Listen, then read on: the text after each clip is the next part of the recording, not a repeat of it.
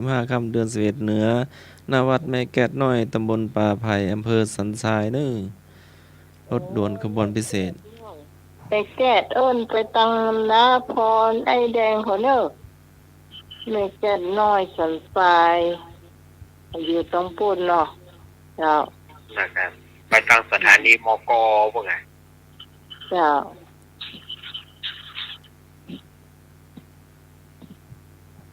แล้วก็โครงการวิปัสสนาสัญจรดำเนินการโดยวัดลำเปิงตะโพธารามเนาะได้ฮะ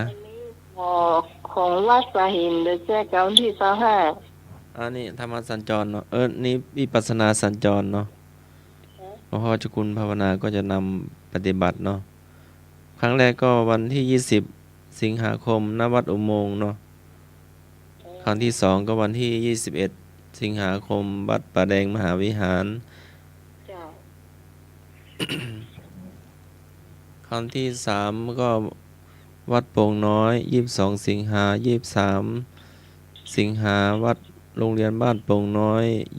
28สิงหาวัดใหม่ห้วยทราย29สิงหาวัดช่องทอง30สิงหาโรงเรียนห้วยทราย3กันยาวัดพระธาตุดอยสุเทพ4กันยายนวัดศรีสุดาพระรามหลวง5กันยาวัดประหารพร6กันยาโรงเรียนบ้านเชิงดอย9กันยาโรงเรียนวัดสันดอกพระรามหลวง11กันยาวัดฝายหิน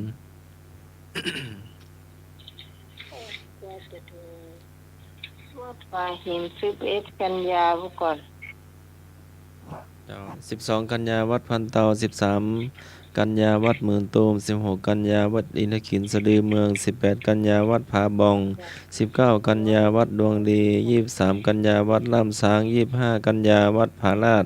สกิทาคามีปิดโครงการเนาะค่อยประชาสัมพันธ์ไปแต่ละเดือนเนาะธรรมสัญจรตำบลเนอร์ครั้งที่1วันอาทิตย์ที่25สิงหาคม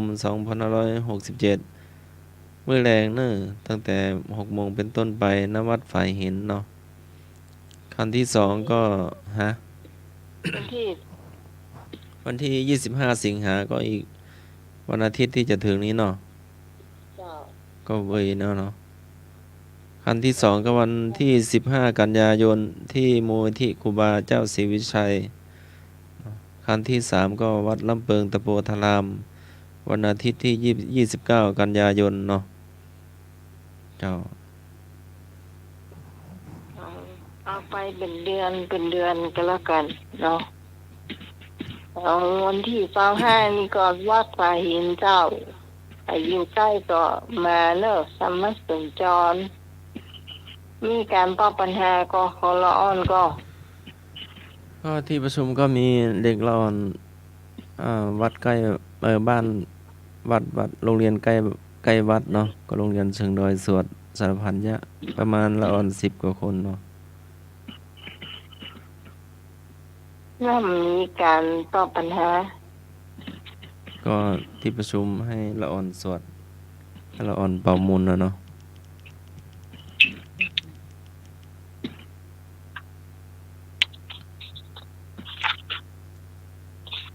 ก็ปีหน้าเดี๋ยวเขาเสนอใหม่เนาะเพราะว่าตามมติมาแล้วเนาะเสาร์ยังจัดรายการอยู่แต่ว่าวันติดนี้ก็คงมีการถ่ายทอดเขาคงงดเนาะเริ่มตั้งแต่กี่โมงก็6โมงเย็นเนาะ6โมงเย็นเริ่มไปจนถึง3ทุ่ม4ทุ่มมันก็ต้องงดจากงดมันติดวันหนึ่งครับอาทิตย์หน้าเนาะเจ้าครับอีกกี่วันนะไหม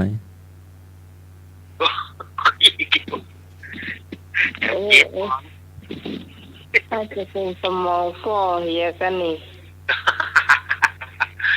7 วันกะจังสมอเฮ้ยก็7 วันกันเนาะตัวนี้วันติดอ่ะมันนับไปแฮมแรกวันเสาร์ยังจัดรายการอยู่ลูกนมัสการครับ ผมพร้อมแล้วที่จะฟังรายการรถด่วนขบวนพิเศษนะครับโอ้ผมสนับสนุนโดยครับผมสนับสนุนโดยครับบอกพระครูสมุวิทย์วัดวรกิจโจโดยครับครับนมัสการครับ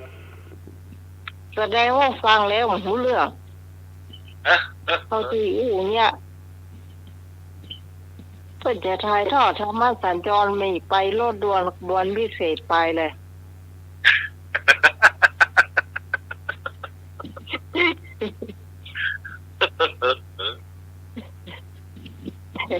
แย่แกยังได้ก็มี ทายทอดธรรมะสัญจร แล้วก็วันที่26 สิงหาคมก็ประชุมคณะสงฆ์จังหวัดเชียงใหม่ที่พุทธมณฑลอำเภอดอยหลอเนาะ อ๋อพลเลยหล่อ เอาละเจ้าต่อไปเป็นประธานธรรมะนะเจ้าเน้นผู้ลูกเจ้าก่อนหรืออะไร พวกลูกเจ้าอยู่ กี่โมง นิทานอาจารย์ก่อนก็ได้ นะ นะ พวก3ไป จำวัดเนาะ จานอู้กองได้แล้วครับเรานิทานก่อน เอาปีว่าได้ ตามใจ ครับ 4 ทุ่ม 7 นาทีได้ไปเลยเอาเลย ก็ขอทานก่อนเนาะ นิทานก่อน ครับ อันนี้ก็ไอ้พงขอไว้นิทานแต่เจ้า ไอ้พงว่า ฟังบ่ได้ตอนได้ฟังทีขอแหมรอบหนึ่งเอาฉายให้ไอ้พงแหมรอบเนาะแต่เจ้านี่นะ เป็นมาจากนิทานธรรมวัตรพื้นเมืองไหนมันใกล้เดือน12มาละ แอมบอมเมินก็เดือน12จะออกละเป็นอานิสงส์การหาคนตายเนี่ยเพิ่นว่าอีนะเป็นธรรมวัตรพื้นเมืองเนาะที่เพิ่นเล่าสืบกันมาสมัยที่พระพุทธเจ้าของเราเพิ่นประทับอยู่ที่พระวิหารพระเชตวันมหาวิหารในครั้งนั้นก็มีเศรษฐีท่านหนึ่งเศรษฐีผู้นี้ก็มีเข้าของเงินทองนักโสด80 โกฏเป็นหมายดอก80 โกฏก็คือ800 ล้านโอ้ยที่เพิ่นมีก็มีแต่ปีว่าเนาะแก้วแหวนเงินทอง800 ล้านก่อนพอล็อกเขาได้เหตุสักสมมติเขาได้เหตุสัก10เนาะเขาอย่าแบ่งงั้นวัดแบ่งวาเขามันเลี้ยวไปอย่างกับหมอแต่ก็มี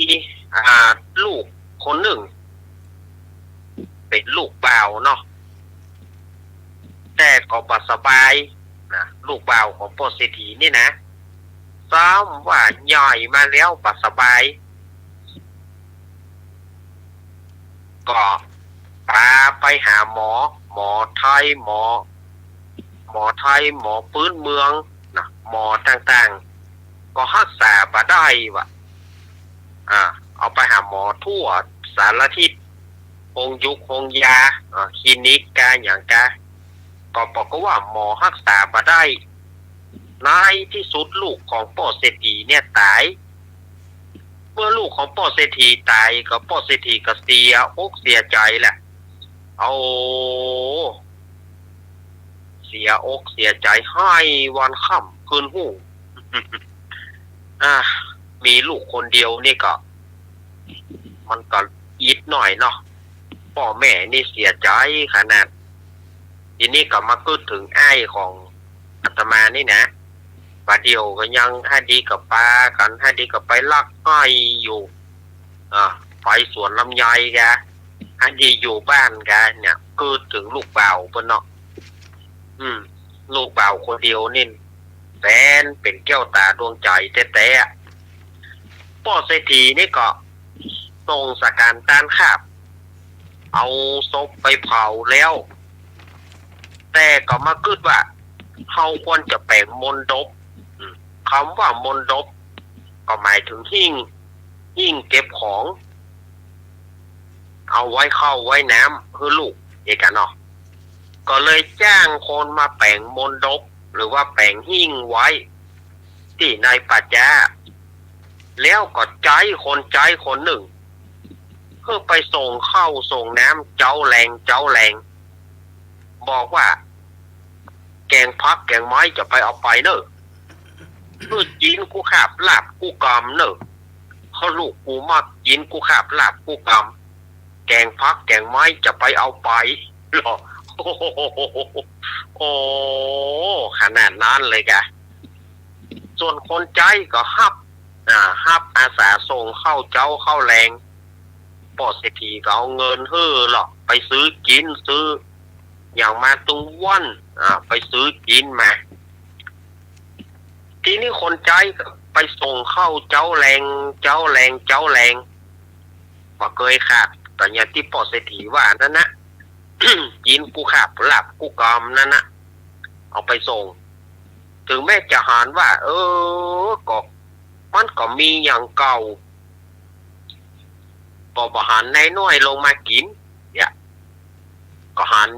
มีอย่างเก่าแต่ก็คัดมาได้เนาะก็เอาถ้วยนั้นไปล้างเนี่ยก็เปลี่ยนเอาเข้าใหม่ใส่ไปแถมเนี่ยจนว่าส่งไปได้ปีหนึ่งส่งเข้าเจ้าเข้าแรงได้ปิงอันนี้สมัยเตียวนะ มันจะมีรถมีรางมันจะมีอย่างนั้นเตียวไปส่งเข้าที่ป่าแจ้ดูอย่างเขาจะเอาแสดงญาติโยมว่าถ้าอันตอนเจ้ามันก็ยังไปหน่อยอันตอนเมื่อข้ามนี่แกเนาะ ตอนเมื่อข้ามนี่บอกให้อันแรกนะเนาะมีอยู่วันหนึ่งเป็นวันเดือน12 เปงสดาญาติโยมเดือน12 เปงมาโอ้ฝนมันตกเนาะฝนตกตั้งแต่เมื่อคืนมาละน้ำมันนองฝ่ายป้าใจคนใจนี่จะข้ามไปฝั่งปุ้นก็ข้ามไปบ่ได้เพราะว่าน้ำมันหนักกลัวจมน้ำก็เลยยืนอยู่ที่ห้านน่ะจะเนี่ยจะได้เนาะไหนน้อยบ่ได้กินข้าวอีกพอดีว่าเปิ้นมีตู้เจ้ามาบิณฑบาตจ่ายมาห้านพอดีป้าใจคนนี้ก็ว่าโอ้พระคุณเจ้าครับผมขอนิมนต์ก่อนผมจะใส่บาตรผมข้ามไปปุ้นข้ามไปบ่ได้บอกว่าข้ามไปบ่ได้แล้วก็ขออุทิศบุญให้กับนายน้อยผู้ที่ตายไปขอให้ได้ไปรอดไปถึงนายน้อยเนอะว่าแล้วป้าใจคนนั้นก็เอาเข้าอาหารใส่บาตรบอกว่า เข้าน้ำอาหารนั่นก็ไปตกถึงลูกเศรษฐีที่ตายไปเป็นเปรตอยู่ป่าจ้านะได้กินข้าวไงวันนั้นแล้วก็ไปเข้ากำฝันป่อเมื่อคืนว่าโอ้อีป่อบอกว่าอีป่อฮักเฮาที่เฮาตายไปในป่อหายวันค่ำแต่อีป่อบอกเคยเอาเข้าให้เฮากินจนเฮาตายได้ปีหนึ่งเฮาก็หาได้กินข้าวไงเฮาก็หาได้มากินข้าวไงแต่ว่าเมื่อเจ้าเนี่ยป่อเฮ้ยว่าปู่เศรษฐีสะดุ้งตื่นมาก็ไอคนใจนี่อย่างใดเฮาใจคือเอาเข้าไปส่งปรากฏว่ามันบอกเอาไปส่งกันนี่มันเอาไปขับไปกินอย่าได้กะตกบ่ารอคือแจ้งแล้วหรอก บ่ารอคือแจ้งละไปถึงบ้านคนใจนั่นเลยไปถึงกับทีบประตูบ้านเปิ้นขล่มต้มต่ำเนาะไปถึงกับสัญญาณขอเสื้อเปิ้นลูกจับขอเสื้อเปิ้นอย่างไรบัดเดียวนี่กูคือคิงเอาเข้าไปส่งให้ลูกกูอย่างบ่ส่งคิงเอาไปกินยากะนี่กะปดตอบไอ้คนใจคนนั้นก็เลี้ยวก็บ่ได้เลี้ยวก็จะโดนลูกคุย เลี้ยวก็จะโดนลูกคุยเนาะโอ้อย่างไรเนี่ย บัดมาแบบบัดตั้งตัวหรอกอันปูเศรษฐีที่จะตีติ๊กอ่ะเอาเข้าไปคาบเหียเอาไปลักกินซ่อนกินลักกินก่อนซ่อนกินลุนว่าเฮ้ยลูกกูกินแต่คืนนี้กูฝันว่าลูกกูได้กินข้าวไงแต่ว่านี่กำเดียวกันเตอป้อนายขอสู่มาพลอยกับป้อนายเตอขอป้อนายโอ๊ตใจฟังก่อนกำเดียวถ้าว่าผมเขาจบแล้วผมจบแล้วเนี่ยถ้าป้อนายจะตีก็ตึงบอกว่าเดี๋ยวขอป้อนายโอ๊ตใจฟังข้าก่อนนี่นะป้อเศรษฐีก็สงบลงตั้งแต่นายน้อยตายไปนี่นะป้อเศรษฐีใจข้าไปเนี่ยใจไปส่งเข้าส่งน้ำเนี่ยข้าบอกเคยขาดป้อเศรษฐีสั่งว่าเอากินกูขาดเอาลาบกูกำเนบไปส่งข้าก็เอาไปส่งปาเกยเอาลักกินก่อนซ่อนกินลุนปาเกยลักกินซ่อนกินเอาไปตึงวันนั่นนะปาเกยขาดจริงแต่ว่าแต่ว่าเนี่ยฝนมันตกน้ำมันนองข้ามไปฝั่งปุ้นบ่ได้พอดีว่ามีตู้เจ้าเปิดมากุมเข้าข้าก็เลยเอาเข้าไปใส่บาตรคือตู้เจ้าแล้วก็อุทิศบุญไปหานายน้อยผู้ที่ตายไปอย่างอี้ป้อเศรษฐีเฮ้ยขอถ้าป้อเศรษฐีฟังแล้วจะเกลียดก็ตึงบอกว่าข้าบ่ได้เอาไปกินเด้อเอาเป็นว่าอานิสงส์ของการใส่บาตรนี่มีอานิสงส์นักกะบ่เฮ้ยเขาเอาเข้าเอาของอย่าไปไว้บนหิ้งบนมณฑปพันบ่เป็นมันเป็นการเสียประโยชน์เสียเวลาเสียของเปล่าๆกันนี่บ่เป็นเรื่องเป็นราวกันนี่ทีนี้ป้อเศรษฐีนี่ก็เลยโอ้ป้อขอโทษเตอบ่เฮ้ยประเด็นนี้ป้อจะตั้งมึงเป็นลูกเปล่าของป้อเลื่อนจากการเป็นคนใจละว่าต้องเป็นคนใจละต่อไปเนื้อมึงเป็นลูกของป้อเนอะป้อขอโทษโดยที่หุนหันพันแล่นไปหน่อยไปตัวป้อไปเฝ้าพุทธเจ้าว่าแล้วกับปาบริวารปาเอาป้อใจคนนั้นไปเฝ้าพระพุทธเจ้าแล้วก็ถามว่าพันเตภควาข้าแต่องค์สมเด็จพระสัมมาสัมพุทธเจ้าการที่ลูกเขาตายเขาเอาเข้าไปไว้บนหิ้งบนมณฑปเนี่ยครับเขาใส่บาตรเพื่อแตนอันไหนจะได้ผลนักกว่าการคนตายอันใดจะได้รับบอกก็ว่าพระพุทธเจ้าบอกก็ว่าดูก่อนอุบาสกเอ๋ยอ่านว่าเอาเข้าไปไว้บนหิ้งบนมณฑปบ่มีประโยชน์ประยามอะไรยังสิ่งที่มันจะได้กินกับหมาเมียวนกหนูมดกานะที่มันจะได้กินคนที่ตายไปบ่ได้ประโยชน์อะไรอย่างสักอย่างสู้ต้องตานแต่เนื้อนาบุญตานแต่พระสงฆ์องค์เนนตะอันถึงจะได้บุญเขาถึงจะได้รับผลบุญกุศลนี้แปลว่าค่าตานค่าเอาเข้าไปไว้นี่ได้เป็นปีบ่มีประโยชน์อันใดวันพุธเมื่อเจ้า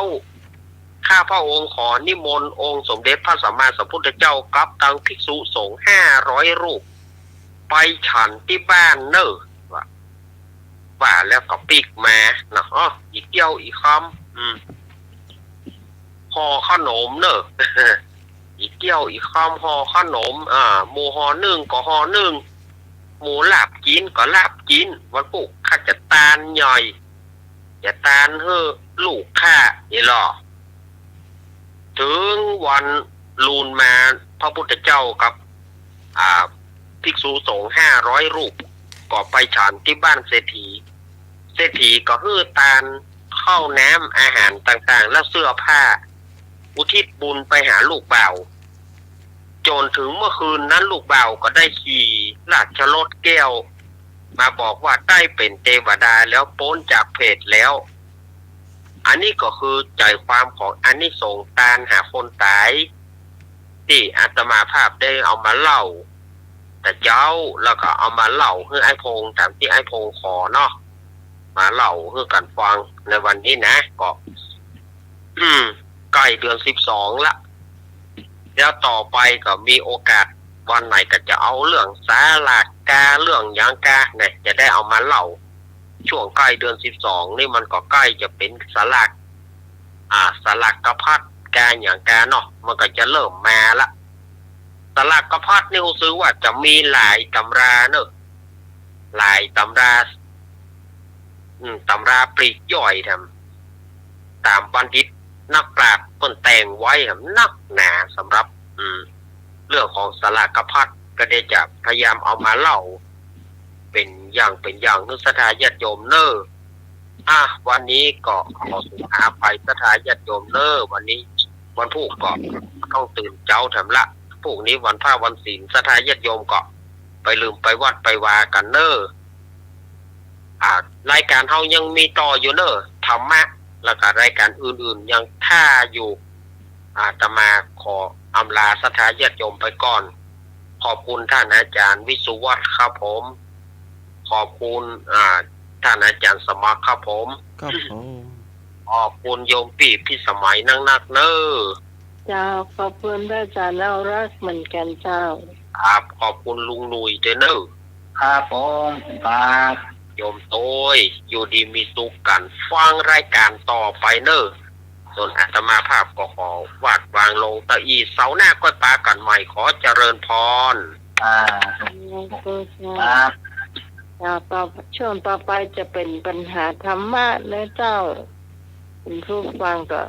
ฟังสัก2 รอบก็ตอบนะเจ้า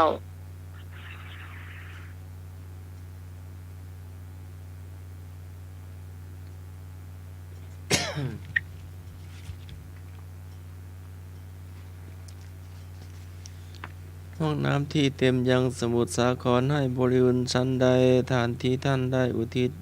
แล้วในโลกนี้ย่อมสำเร็จประโยชน์แก่ผู้ที่ละโลกนี้ไปแล้วสันนั้นขออธิษผลที่ท่านปรารถนาแล้วตั้งใจแล้วจงสำเร็จโดยสะพานขอดำริทั้งปวงจงเต็มที่เหมือนพระจันทร์วันเพ็ญเหมือนดังแก้วมณีอันสว่างไสวควรยินดีความจันไรทั้งปวงจงบำราดไปโรคภัยทั้งหลายของท่านจงหายอันตรายอย่ามีแก่ท่านจงเป็นผู้มีความสุขมีอายุยืนทำ4 ประการคืออายุวันนะสุขภระ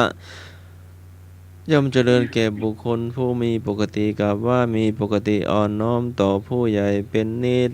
ถามว่าเป็นคำแปลบทอะไรก็บทภวตุศัพท์ขอบทอายุโทงบทยะถา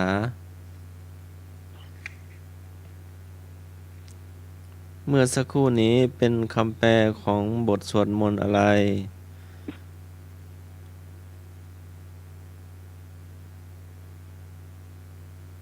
จำได้ข้อเดียวงองูบทยะถา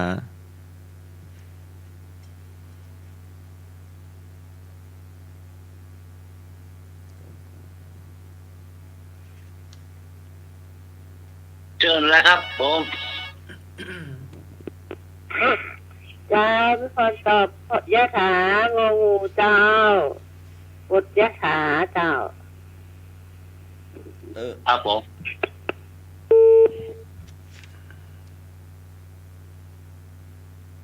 ใครจะตัววิหร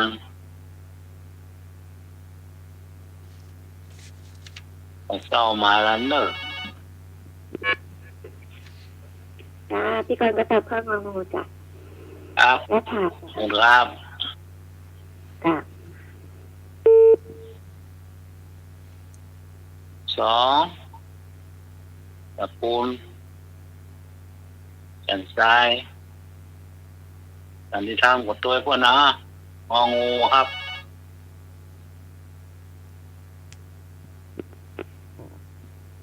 ครับผม ครับผม ตอบข้างงูครับผม ครับขอบคุณครับ ก็ไก่ก็พอไข่นี่อย่างก็จารย์สมัคร จำไม่ได้แล้วจำได้งู เออ ตัวเดียว เออ เดี๋ยวหามาให้มันก็ได้กอไก่บทอายุโท ขอไข่บทพิจารณาอาหารปฏิสังขายโยคอควายบทภวตุศัพท์งองู บทยะถา ถามว่าเมื่อสักครู่ ที่ได้สวดแปลไป เป็นของบทอะไรกอไก่อายุโทขอไข่ภวตุศัพท์ขอควาย บทพิจารณาอาหารปฏิสังขายโยงองู บทยะถา ตะกี้คอควายมันไม่ใช่บทนี้นี่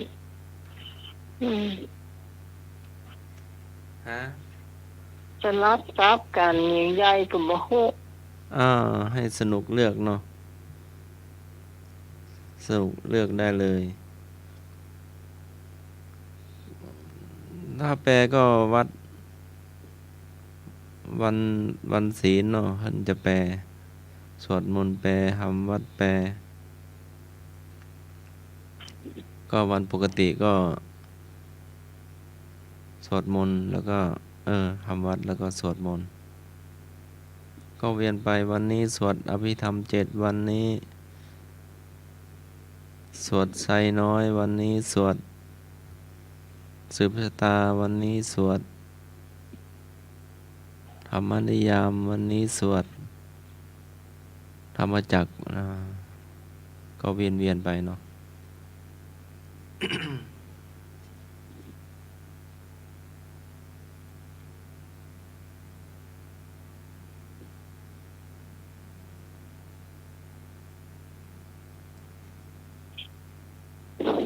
053226 058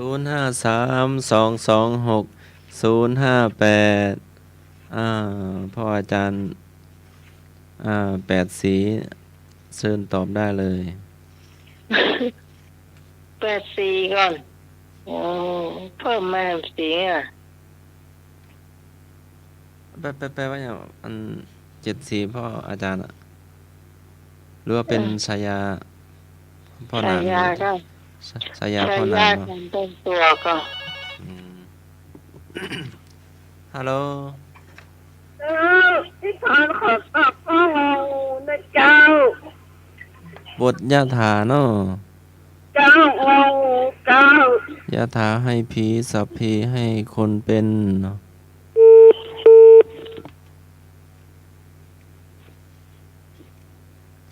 จะถาผีสัพพีให้คนนี่แจ เจ้า นะก็ได้ยินมาตลอดว่าจะ เอางองูตัวเปิ้นนั่นแหละ ครับผม เจ้า ครับ งองู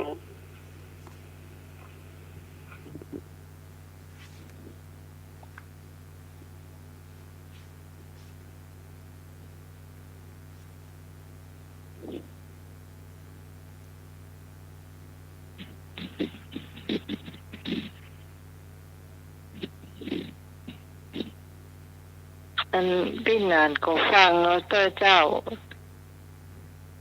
จะให้อาจารย์สมัครอู้เหมือนพี่นานแล้วก็จะอู้ได้อย่างไรแก้มปูผู้ฟังเนี่ย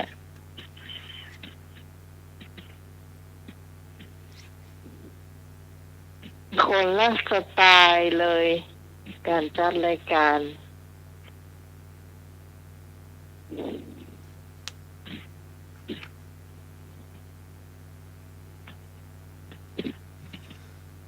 หมดหรือยัง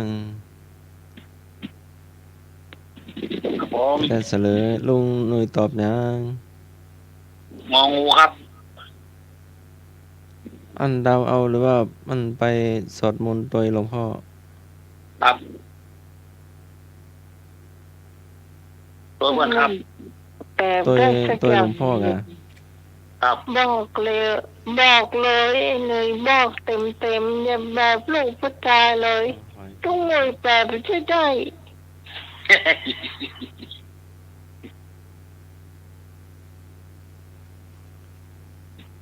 ก็เคยได้ยินหนูก้าเนาะ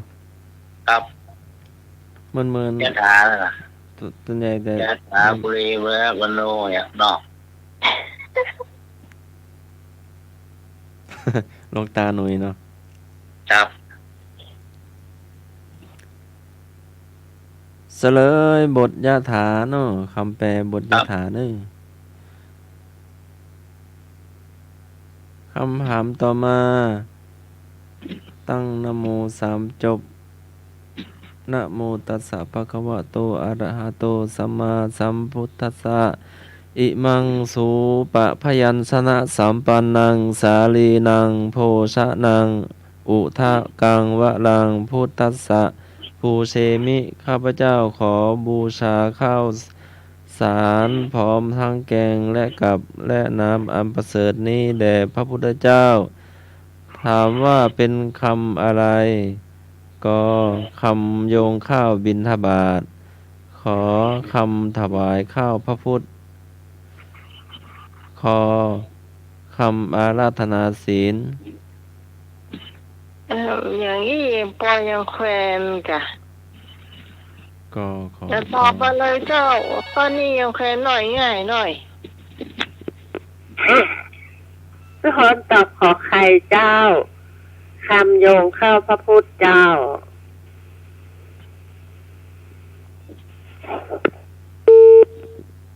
ใส่ข้าวพระพุทธเจ้า จ้าพี่กรณ์ก็ตอบขอไข่จ้ะถ้าเป็นบ้านพี่กรณ์ก็ถวายข้าวพระพุทธจ้ะ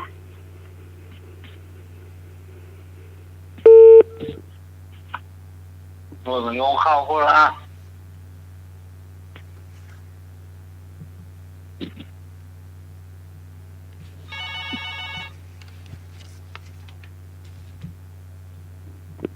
ผมครับ เจ้า ขอใครครับผม เจ้าไอ้พง ครับผม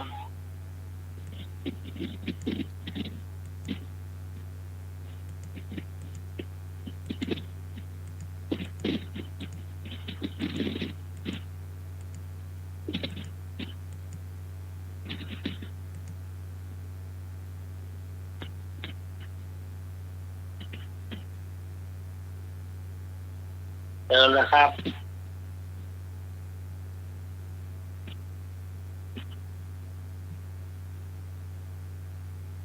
มีเข็มกอดที่จะตอบข้อนี้เจ้า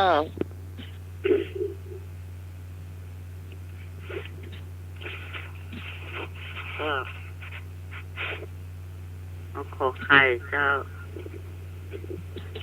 เจ้า ขอใครเนาะ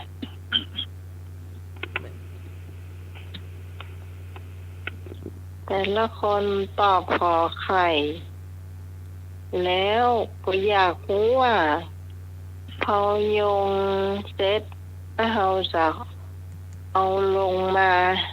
เราจะวาดจะใด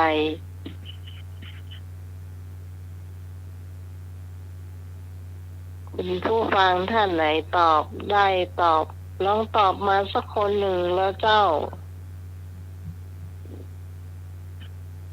ปวดเข้าอ่ะปวดเข้ายิ่งเจ้าอ่ะ อืม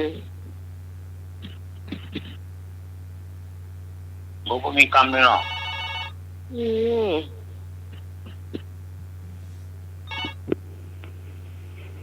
จ้าถ้าเป็นบ้านพี่กรณ์ก็ลาข้าวพระพุทธก็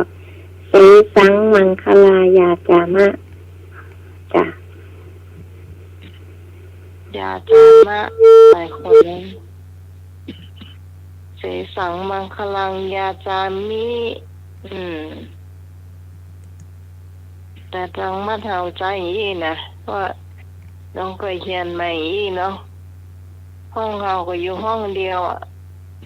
ห้องผ้าก็มีอยู่ในห้องเดียว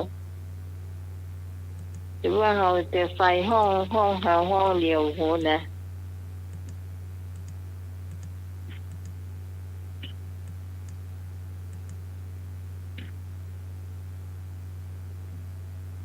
คนยังครับแล้วก็ เฉลยเจ้า เฉลยเป็นคำถวายข้าวพระพุทธ ข้อต่อไปเจ้า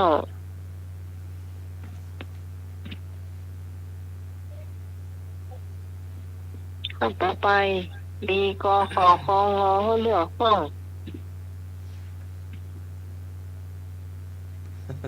อันนั้นถวายไม่ชีไปแล้วเนาะย้อนหาเล่น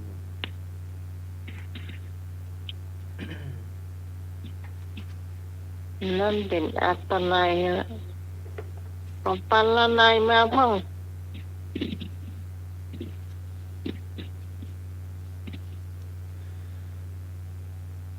วิชาเบญจศีลเบญจธรรม ถามว่าเว้นจากการประพฤติผิดในกามคำว่ากามในกิริยาเช่นใด ก็รักใคร่กันสัญญาติ ขอรักใคร่กันสันเพื่อน ขอรักใคร่กันสันพี่น้อง งอรักใคร่กันทางประเวณี วิชาเบญจศีลเบญจธรรม ถามว่าเว้นจากการประพฤติผิดในกามคำว่ากามมีกิริยาเช่นใด ก็รักใคร่สัญญาติ ขอรักใคร่กันสันเพื่อน ขอรักใคร่กันสันพี่น้อง งอรักใคร่กันทางประเวณี อันนี้ เจ้าพี่พรตอบข้ององูเจ้า เจ้า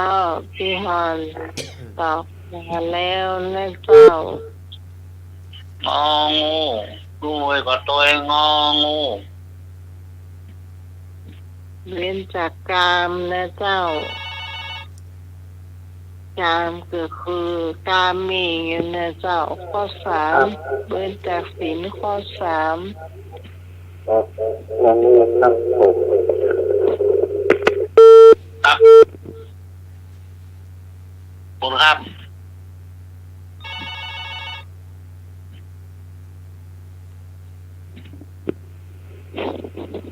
จ้าพี่กรณ์ก็ตอบงองูจ้า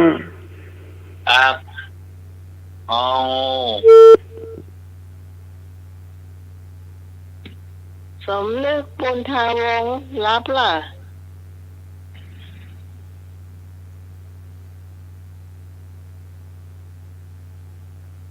เข้าสารรับเจ้าเรา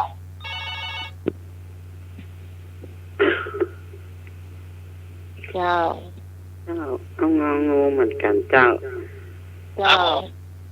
งองูเนาะ เจ้า ครับงองูแต่มาแล้วเนาะ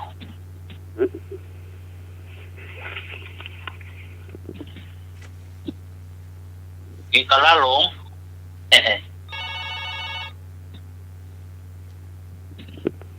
กินกะละหลง เจ้า งองูอกอก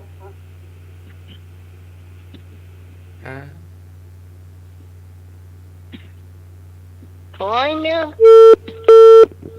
ได้นี่ แม่นว่านึก แม่น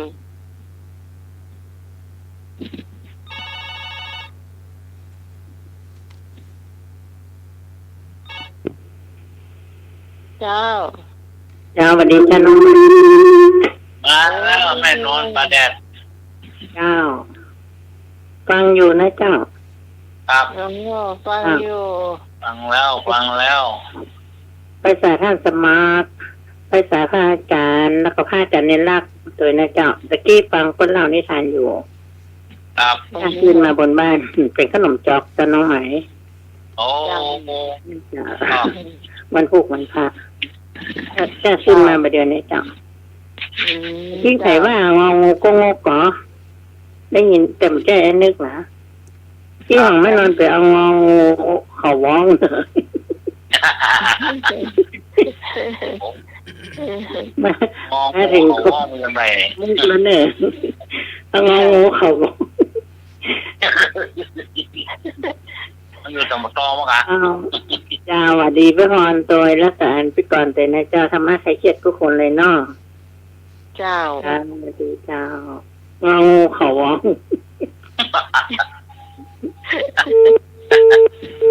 เรื่องกูไปไหนก็เลย อืม นอนมากำเลยพ่อแทบเด็ดอ่ะโอ้งูเขาว่องว่ะ ดึกแล้วเราเจียนไม่นอนเนอะ เที่ยวเดินมานอนเนอะบุญนะนี่กิน2-3 ตีละ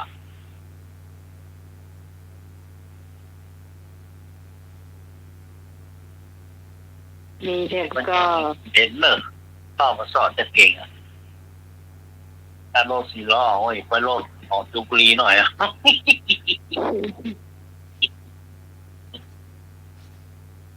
เฉลยเจ้า ครับผม ฮะ อ้าวไงกระมัง ถามว่าอะไรนะครับ จะเลย ถามว่า เว้นจาก กามกามเว้นจากกามอ่ะ ว่าจะครับ เอ้ยนึก มาแล้ว ไป เลิ นี่ กคุณอาวงศ์ มาแก้ผมด้วยครับ จ้า มาแก้ผม ใคร เอ ผม โอ้ ไผ่โหเอ้ยไผ่โมโห โอ้ เลยมาก โหประเดี๋ยวนะไอ้ที่มาแก้ผมที่กำมันนวลน่ะมาแก้ผม พอมือข้างซ้ายอยู่ที่เดียวกันให้ไหมล่ะกะ มาใช่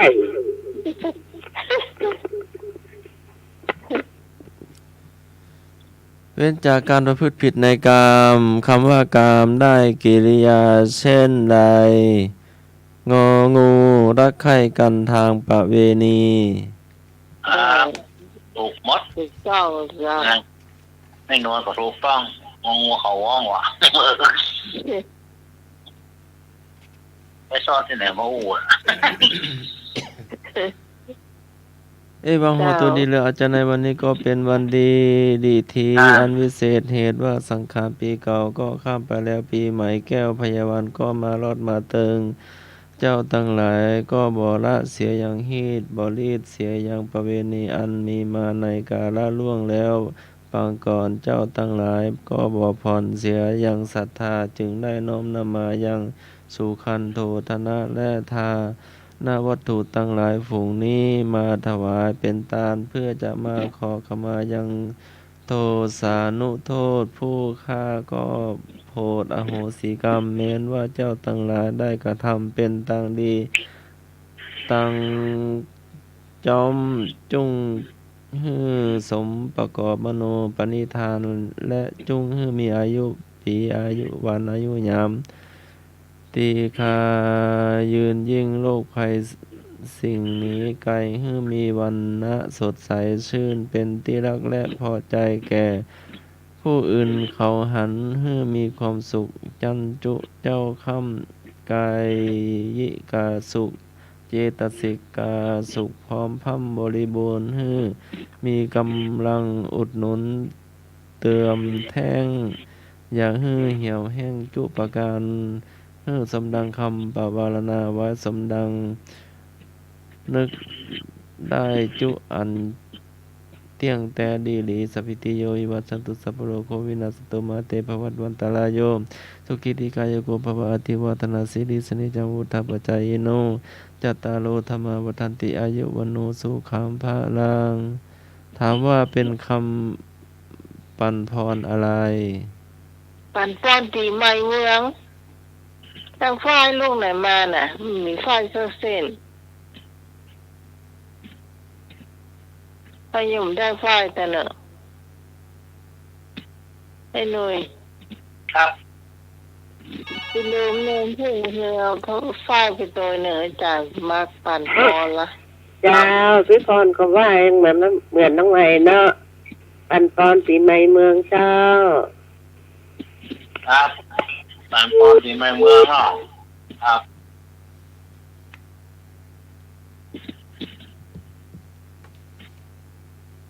เป่าก็ล่วงไปแล้ว ไม่ก็มาชอบมาเติม ปีใหม่แก้วพญาวันอีก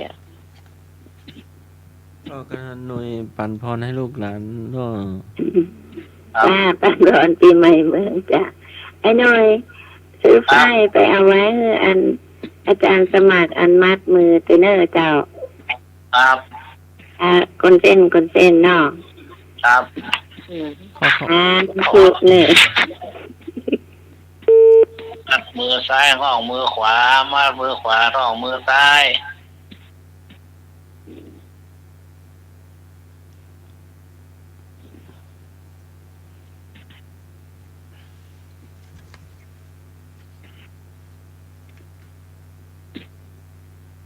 ถ้าละครในปั่นปอนเก่งเหรอครับ เป็นพ่อจะเป็นเปิ้นใจหูหนังสือนะ เปิดปั่นปอนเก่งเลยพวกเท่าไม่มีกับปั่นปอนจะเก่งอ่ะ พ่อแม่ทำไมไปพรให้น้าใหม่เนาะ ครับ ฮะ ปั่นพรอยู่เนาะปีใหม่เมืองเอ้ยปั่นพรเป่ามนต์ให้ก่อนเนาะ น้ำส้มใจลูกหัวได้อยู่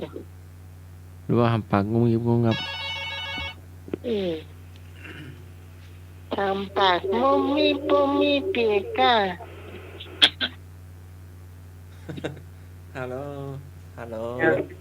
ไม่ต้องบอกว่าปั่นตอนปีใหม่ ครับปั่นปอนเป็นไม้เมืองเนาะ แม่ปั่นพรให้จักตอนหน่อยเนาะ จ้ะเด็กปั่นตอนปีใหม่เมืองแต่ที่อย่าเข้าไปส่องท่านสมัครในเฟซอยู่แล้วจ้ะไม่ป่าแล้วล่ะ มีแต่ ให้เขาปั่น มันมีเมนก็ไป มีแต่ปากกระตือนหรือว่ามีแต่ จ้ะดูในเฟซตะกี้จ้ะตอนที่อยู่ทางในโปรไฟล์อะจ้ะ พิมพ์เข้าไปในแม่ในเฟซหรือว่า YouTube หรือว่า ในเฟซก็หา จู่ๆโผล่มาทางเฟซหรือว่าต้องพิมพ์เข้าไป พิมพ์คำว่าจะได้แม่ เมื่อนึงกับจ่าไว้สายเช้าอย่างไงจากตอนที่ท่านอาจารย์เนรักเนี่ยคนเราเจียนะจ๊ะเช้า เจ้าส่วนกันฟังเนอะ คุณผู้ฟังที่ดูจาก YouTube นะเจ้าก็ช่วยกดแชร์กดรูปหัวใจให้เราด้วยนะเจ้า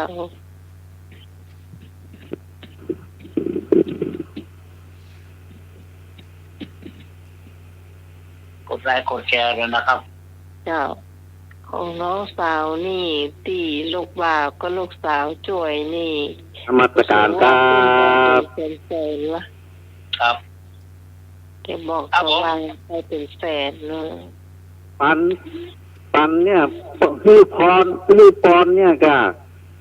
เรื่องงานฮือประชาชนเนี่ยกะเนาะนี่ในวันมหาสงกรานต์ครับเนาะครับนมัสการครับ ครับ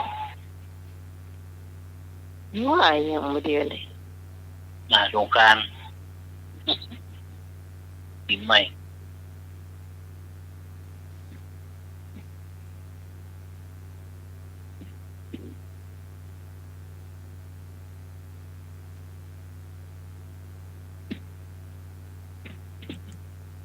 เอาว่าไปเลยหมดแล้วกะ ครับ หมดแล้วเนาะ อ้าวงายด้วย หน้าไม้เสยเลย ไม่ก็ว่าไปก่อนเปิ้นหรือกี่ลูก ปั่นปอนปีใหม่เมืองเนาะครับผม ก็ ปอนปีใหม่เมืองคนเท่าแก่พุทธปั่นปอนเก่งเด้อคนก่อนนะ ตึกเนี่ยก็พอเนาะ ครับ ตึกเนี่ยพอ ฮะ ปีใหม่เมืองนะเนาะ พอทำไปก็มาเก่าเลย ไปตัว เมืองเนาะ ไปตัวเอากันนันหน่อยก่อน ครับ เนี่ย ไปตัวกันก่อนหรือว่า ผมไปพี่พรเหรอพี่กรเหรอกรรมการหน่วยเสนอมาเลย แม่จันทาบอกว่าไหน แอ ขี้จ้ะ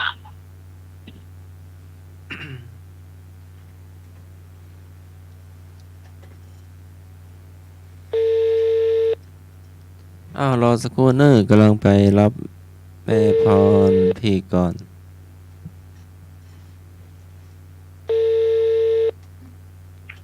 จ้า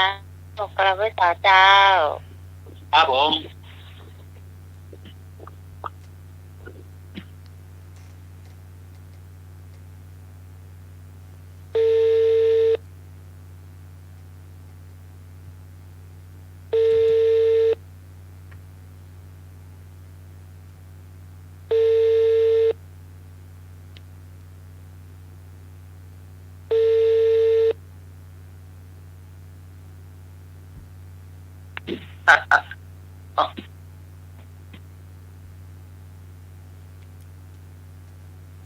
รอสักครู่เนอะอย่าลืมเนอะวันอาทิตย์ที่25 สิงหาคมเนาะ ค่ะนมัสการ ฟัง ค่ะ ธรรมะสัญจรเนาะวัดฝ่ายเห็น ไอ้หนุ่ยยังไม่แป๊ะว่างแกะไปหาลุง จ้ะ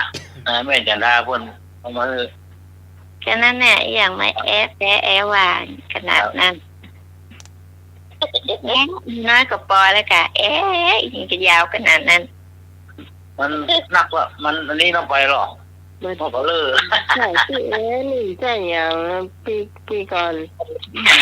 ก็ตามันเหลือน้อยเดียวจะซื้ออย่างอื่นซอยอ่ะ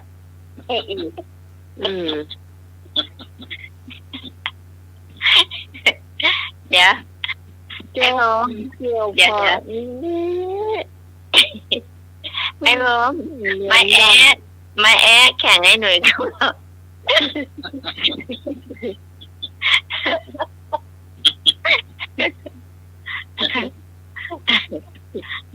ไอ้นึกก็ได้เหรอไอ้นึก นี่เราไม่แข่งของว่าถ้ามัน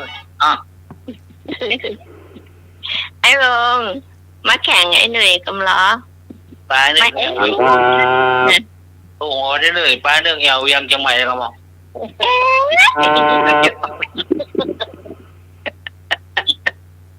นี่ถือว่ากิจกะเนาะ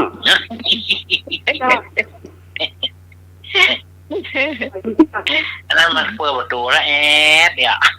แรกอ่ะกิจครับนมัสการครับ มันต้อง เจริญพร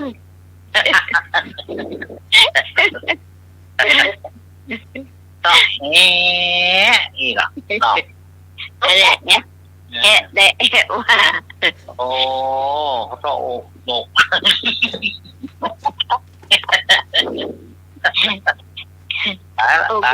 ตายละอย่าเอามีโรงกับมดละ หกโยกแปลว่าอย่างก็ พี่พรแปลแล้วโอโงอ่ะ โอ้สมัยก่อนนะเป็นควายเป็นนักกี้หิงหัวเลยเนาะอย่างนั้นเดือพี่พ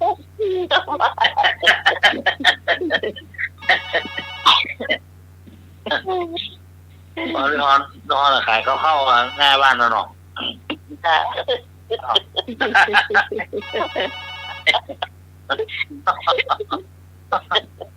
เอ้ย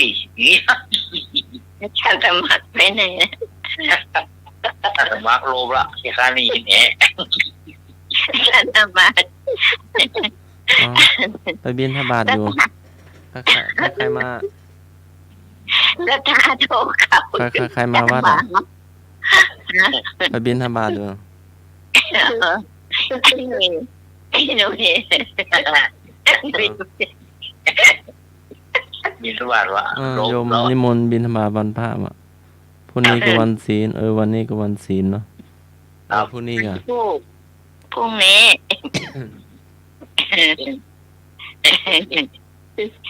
แต่สมัครก็บินดีๆนะ พระเวร เมื่อไรล่ะพอตั้ง ไม่ใส่การบินไหนไม่ พวกนี้นะ เดี๋ยว แถ ไร วบ้านเหนือบ้านใต้นะ เนาะ แถวบ้านแม่ยายสมนึกเหนือสมศรี อาจารย์สมัครวิทยาบาลต้องเอา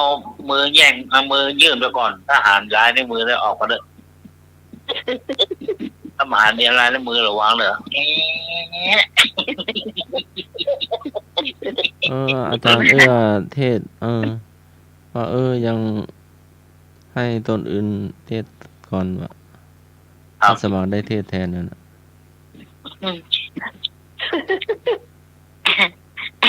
ไอ้หน่อย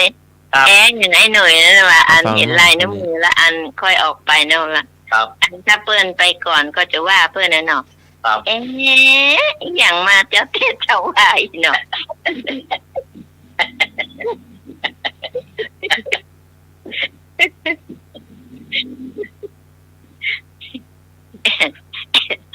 อย่างน้องพรตะกี้ก็ดีแล้ว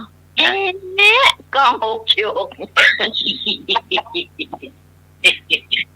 โอ้ อุจจาระควาย เนาะยองเปิ้นอยู่อู้สั้นหรอกจ้ะยังไงยาวหน่อย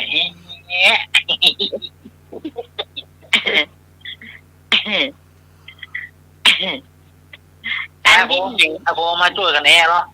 เข้าตาแกเลย ไอ้พงเมาน้องงำไยอยู่ค่ะไอ้พง เดี๋ยวสวะเกินพวกกัน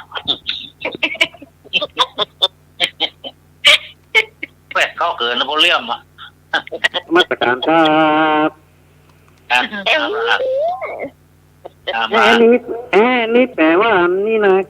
แวะอย่างมาเงินน้อยเดียวเนี่ยกะเนาะครับ มาตรการครับ เจริญพร อู้เนาะ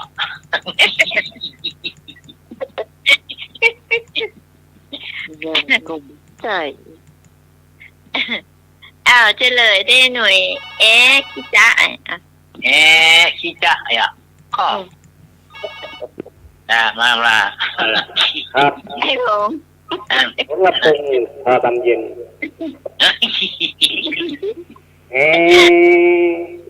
เต็มเตาย่ำกุ้งยังกุ้งเบาหู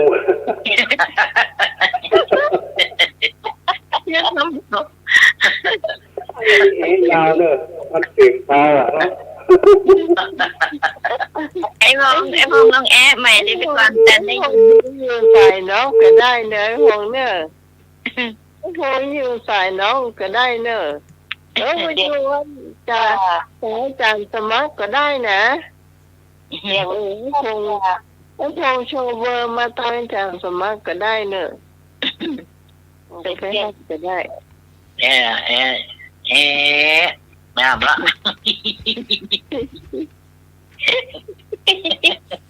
รู้นะว่าคิดอะไรอยู่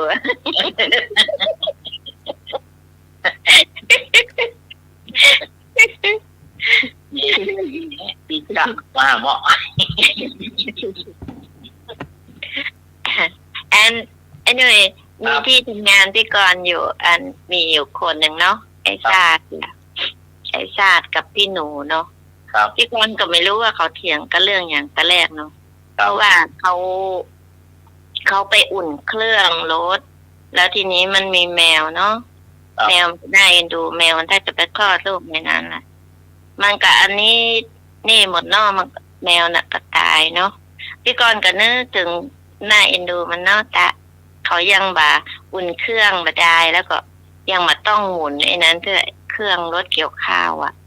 รถเกี่ยวข้าวอ่ะพี่กรณ์ก็นั่งนึกถึงมันเนาะแล้วพี่หนูกับไอ้ชาเนี่ยจะคัดตัวอยู่ต่อหน้ากันเนี่ยพี่กรณ์ไม่รู้ว่าเขาเถียงกันเรื่องอย่างนั้นและอยู่ดีๆก็ขึ้นเสียงกันมาเนาะอย่างดังก็ตกใจไม่เคยเห็นเขาเถียงกันเนาะเพราะว่าไอ้ชาติไม่คิดจับป้าหนูอะไรเงี้ยมันก็พูดว่าหักงงว่ามันพูดเรื่องอะไรคิดจะอย่างวะแล้วป้าหนูถามผมก่อนก็ว่าผมจะเอาป้าหนูก่อนถามก็ไม่รู้ว่าเรื่องอะไรอย่างเขาก็ว่ามันต้องอู้แบบนี้เนอะป้าหนูผมคิดจะป้าหนูไปวะ มันให้หนึ่งค่ะคิดจะก็ว่ามันเรื่องอะไรอย่างเป็นว่าเขาพูดถึงเรื่องแมวว่าแมวมันยังดีมันมีลูก มันยังมีแฟนเนี่ยไอชาติมันมีแฟนเนี่ยประมาณเนี้ยเขาเขียนกันเรื่องเนี่ยพี่กรณ์นึกถึงแต่แมวเนาะแต่มานึกถึงไอ้หนุ่ยพูดเนี่ยขี้จ้านะไอชาติก็พูดจริงเนี่ยผมไม่ขี้จ้าปะหนูว่าเนี่ยถามผมก่อนว่าผมจะเอาปะหนูก่อนถามเนี่ยวะว่าขี้จ้าโบราณขี้จ้า พี่กรณ์ จ้า เดี๋ยวแป๊บหนึ่งไม่ต้องเอ่ยชื่อ จ้า เนี่ยไม่ต้องเอ่ยชื่อเขา อ๋ออันนี้ไม่เป็นไรเพราะเขาไม่ได้ฟังหรอกไม่เป็นไรจ้ะ ผมก็ไม่ได้ อ๋อจ้าจ้าอันขอโทษพระครูลบไปเห็นจ้าเอาเข้าใจแล้วเอาไอ้หนุ่ยเฉลยของไอ้หนุ่ย ขี้จ้าน่ะก็ขี้จ้าน่ะ อ๋อกิจ้ามากกิจ้าน้อย ถ้ากิจ้าน้อยก็อีมันก็ อยากอ่ะนี่พี่กรณ์ลงบ้านมันยำขี้หมาอยาก อันนี้พวกเขาว่าตามมีตาบอกพ่อคนเดียวขึ้นมามีแต่มันน้อยๆหรอกกอง พี่กรณ์นั่งกินข้าวอ่ะมันนั่งใส่ขี้ไก่อ่ะอยาก เดี๋ยวแม่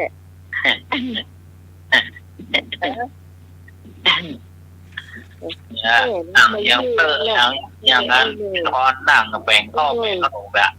ไอ้หนุ่ยตอนที่พรแม่น้องมายื้อประตู ครับโอ้ดีครับไม่ตื่น สวัสดีแม่ชื่นด้วยจ้า ได้กำลังเลยเหรอ ได้ยินพวกหนูเขานั่นชื่นมาดูมันอะไรอย่างกัน เปิดนอนเดิมเมื่อพอน้องหวานหนังหวานนอนเนี่ยโอ้เกิดนอนจัดรายการลำเหลือไว้จะขี้จ้านี่นักเกเนาะต้องใกล้มันนึกของงานเงี้ยเลยคิดอีแอวอยู่นู่นนะ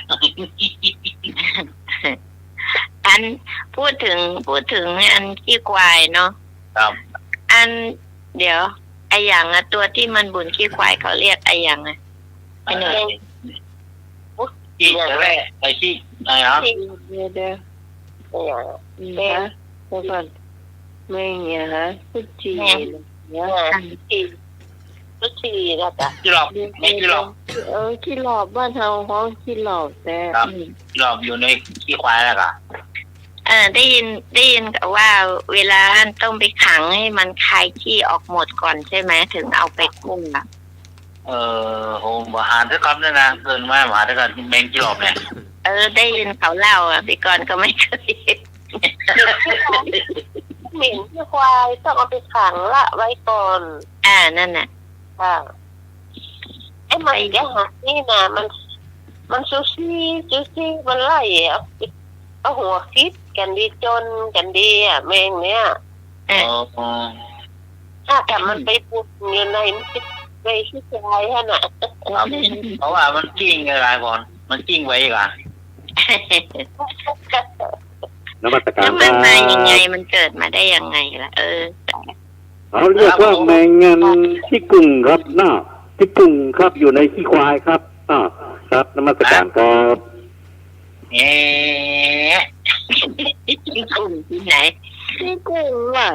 กุ่งที่ไหนมันอยู่ในขี้ควายไม่มีอยู่ในขี้ควายขี้กุ่งมันอยู่ที่ควายไปกินได้พ่อบอกเคยได้ยินกุ่งอยู่ที่ควายก็บอกกี่ละอย่าขี้นะอยู่ในหูไขมันขี้จ้าอีเนาะขี้จ้าเทียงเนอะแต่นี่จะไปอยู่ต้องอยู่ในหูด่าหูมันมีหรอจ้าจิ้งกุ่งอยู่ในหูชอบกินเลยปวดมันเป็นเตื้อเป็นปลายบุญปวดท้องโอ้ดอกก่อนนี่ผมมีเที่ยวแล้วครูละมันนึกว่ามาซ้อนสองว่ะโอ้หรือว่าแมงงานนั่นกะแม่ยังแมงนั่นกะเนาะที่ว่า ปิดป้ายงานวัดอ่ะเส้นนะ อย่างน่ะ เอ้ยอ่ะ แมงกู้กรณีพี่กรณ์นะ อ๋อตะขาบอะไรตะขาบอ๋อค่ะ อ๋อ แมงกูกอะไรเนวละ ครับ ด้วงใช่ไหมอุ้ย ฮะ ด้วงคล้ายๆกันเนาะบ้าน ไม่ใช่ค่ะหลวงตา เขาเรียกด้วง แมงมันอยู่ในขี้ควาย หลวงตาเคยเห็นแมงที่หล่อไหม ไปละโอ้มันคล้ายๆกัน ฮะ โอ้มันคล้ายๆกันอ่ะด้วงอ่ะกุ้ยจี่ โอ้ อ่ะ แมงที่หล่ออยู่ในขี้ควายนะเฮ้ยอ่ะ แต่ละไปอันอื่นห้อง อ่า จะไม่ได้ไปอย่างอื่นละเนาะ เราคิดได้ระดับคิดเข้าตีกองแล้วเนาะ เจ้าไอ้หน่วยมีไหนเจ้า ฮะ เจ้าไอ้หน่วยมีไหน เชื่อละ เจ้า เดี๋ยวเนอะ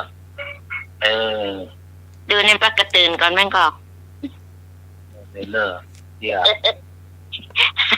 หาทำข้างฝาจ้ะ เฮ็ดออกเพื่อ บอกเลยนะอย่านะพี่จ้าแอร์นะอ๋อ สมัคร ถ้าสมัครเหรอ ฮะ เนี่ยถ้าสมัคร ไอ้ ได้เวลาทำวัดเช้าแล้วกะ เจ้า ก้อยเลิกทำกันเอาแล้วใจ แต่ นี่ มักมาเจ้าอ่ะผู้อ่ะ ก้อยใจทั้งวันนะ รับลง เลิกละ รับ ที่ ล บอก ง ที่บ้านบอก ใครจะไปส่งใครก่อน ครับ ไอ้หนุ่ยไปส่งน้องพรก่อนเนอะ ครับ จักรยานคนจนไปส่ง ครับ จะค่อยมาส่งพี่กรณ์เด้อ โอ้นึกว่าโชคดีเพราะรถตู้มือกันแต่ใจดีอันบ้านก็พอพวงอะไรก็บ่มีจ้ะ ล้อมพี่กรณ์ แล้วมีพวงอะไรมีอะครับบอก จังเท่ายำงวงปลาตัวหลวงตายน้ำตื้น เอาให้ใหม่เจ้า จังเท่าย่ำงวงปลาตัวหลวงตายน้ำตื้น เอาไอ้หนุ่ยช้างเข้า เป็นจะไร เพื่ออย่างนี้เดน Ừ. ก้ามาเก่าก็อันไอ้หยังอ้อกา ครับ ปักเก้าก ำเก่า เพิ่นว่าเราเจี้ยแล้วก็ไปอย่างอ้อเลย อ๋อเราเที่ยวบอกแล้วซับมีเที่ยวบอก ฮะ ก้ามาเก่าพอละ เราเที่ยวมีก่อน เจ๊กะ ครับ โอ้ใจถ้าว่าตื่นจ้ะ มีเนาะมีโอ้หม้อ เอา ไปเนาะ เอาลุง เลย เอาไปร้านอาหารต่อไปร้านอาหารเข้าไปร้านอาหารยิง2 คนเขากระจายไปจาก3 คนหรอกสั่งที่ร้านอะไรเงี้ยเอาเข้ามาถามเนี่ยเราไปดีครับแต่ว่าเอาผัดแมงดา1อย่างกระจายสั่งได้นะก็แมงดาแล้วก็ถามมันยิงเอาอย่างให้ยิงก็แกงกะหรี่เนาะแกงกะหรี่เนี่ย2 คนแล้วก็ไปมันก็ไปหาคู่ว่าไอ้ผู้ชายแมงดา1อีผู้หญิง2 คนนี่กะหรี่ 2 คนแล้วขอหน้าลงแรก จะว่าแกงกะหรี่ก็บอกว่าไอ้เนาะ มันบอกว่า2 คนผู้หญิง2 คนนี่กะหรี่อย่า ผู้ชาย1 คนแมงดาอย่าว่าขอหน้าลงแรก มันดูเวเนาะสั่งล่างไปอ่ะตักดังหรอกก็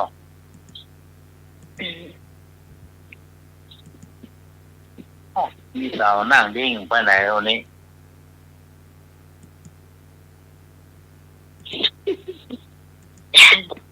อาจารย์สมาตื่นค่ะ ตื่นเช้าแล้ว เช้าแล้ว แต่จะเมาขี้กานะ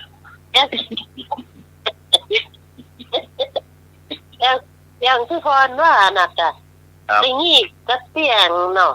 ครับ ก็หีบจะกำเราหีบไปหีบมาจะดุ้งตื่นโอ้3 โมงไปนาฬิกาให้ตาย7 โมงแล้วกันนะตื่นมาโอ้ขนมเส้นแต่ว่ายังเอาใส่ตู้สกันดูเดี๋ยวว่าก็ต้องตื่นมามันกำลัง3 โมงแรงนี่แต่เข้าไปมาเป็นหลงเลย เนี่ย หลงจ้า ลงเวลาแล้วนะ จ้า ได้รับมาข้ามมาได้อ้าว รับจะไม่ได้เลยแหละ เลยเนี่ยผมน่ะรับเจ้าอ่ะ8 โมงไปรับจะลุงตื่นเที่ยงคืนนะว่าแจ้งต้องเอาต้มน้ำต้มอย่างกินกาแฟมาแก้วพอให้กาเที่ยงคืน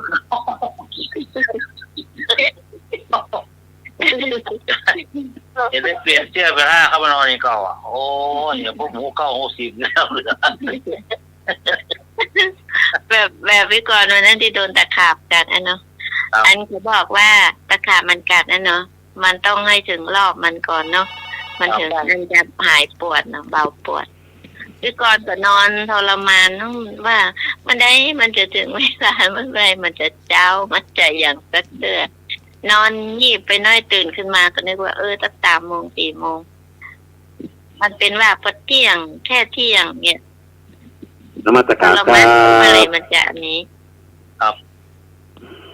มันทำให้ปวดหัวคิดเรื่องเนี่ยปวดหัวขนาดเลยครับเนาะ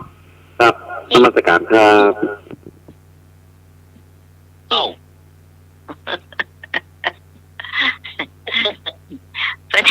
พนูกันมั่วเนี่ยอีอ้ายเจ็บหัว เจ้าหัวหมอ เจ็บหัวก็ไปนอนเนี่ยค่ะเห็นที่ห้ามเหรอ จ้าอย่างหมอ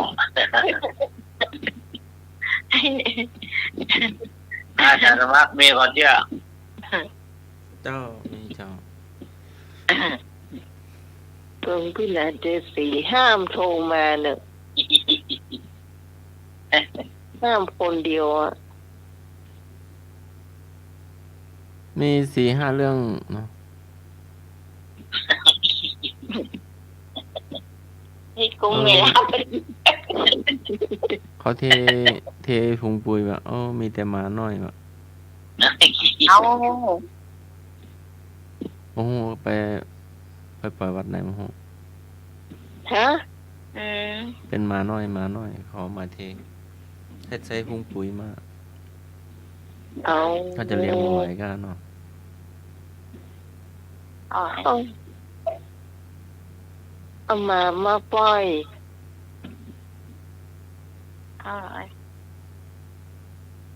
รู้นะวันนึงขึ้นมาไหน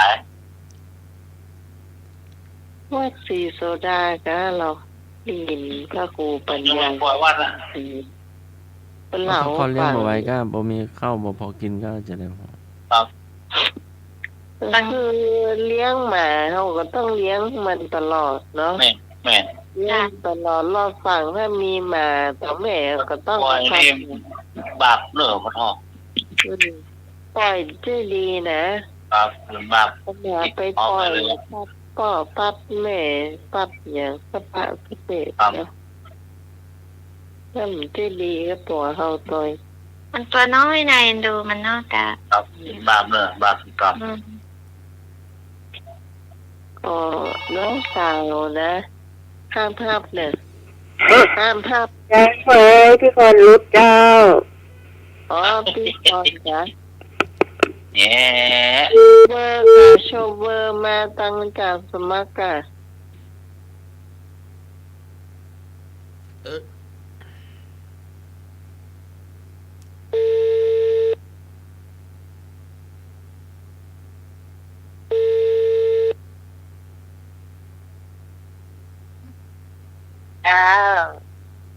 อ้าวแฮมเรื่องเนาะ เจ้า แมวมาแตะหัววะมาลูบหัววะแมวให้จะปลุกคำวัดก็ปลุกบิณฑบาตก็ ก็ดีแล้วล่ะ เราอู้กับแมวน่าจะเป็นบรรพบุรุษมาปลุกวะเอามือมาลูบหัววะ ลูบหัวเป็นบรรพบุรุษก็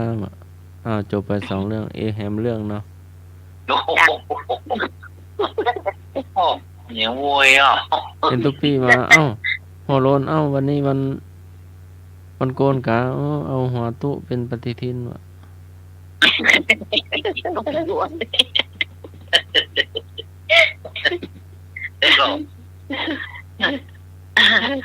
ถ้าโกนหัวเรื่องถ้าโกนผมเนี่ยเขาต้องว่าหรอก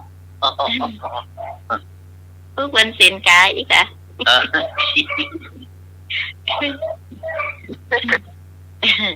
เอาละอาจารย์สมางมีอีกเรื่องเปล่าที่หลับตะกี้อ่ะ ถ้าจะฝันไปเนาะ ได้เวลาไปเข้าโบสถ์แล้วกันวันศีลใหญ่นะวันนี้เข้าโบสถ์วัดฝ่ายหินเนอร์ลงอุโบสถเนาะ แล้วนั่งฟังธรรมะกันเหรอนั่งฟังธรรมะแล้วโหมาเนี่ยบุกเกินตอนนะให้รับอ่ะผมคือนั่งรับนะ แมวนะ พูดไปฟังธรรมะเข้าใจเหมือนกันเนี่ยนั่งรับคนคือละเอาจวางเอาตากไงไว้แน่วันนั้นปุ๊บมาโจ๊กตาออกไป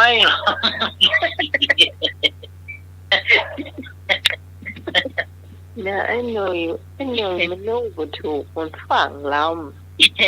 ต้องงายไปหน้ามันมี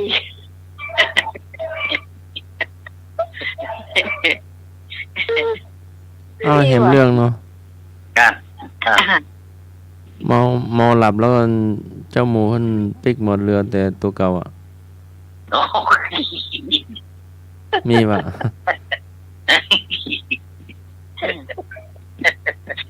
ก็ต้องมาห้องอ่ะ เขาแกล้งเพื่อนแกล้ง ใจร้ายใจดำเนาะโอ้เราจะคิดได้อย่างไรอีกอ่ะ เหมือนเรามาจัดรายการนะกะทอดปลานะกะเขาปิกบ้านมาแล้วเรือลุงหนุ่ยหลับอยู่เงี้ย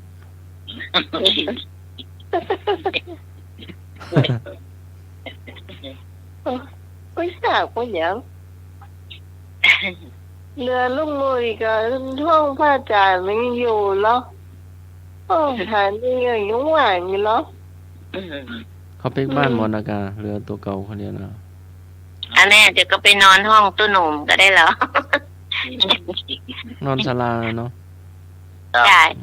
เวลาก็มีหน้าคันใดหน้ากัน แล้วลุงหนุ่ยจะมานอนก่อน ครับ วันงานก่อนวันงานอาจารย์รักนอนเนาะ แล้วรักมาไก่หรอก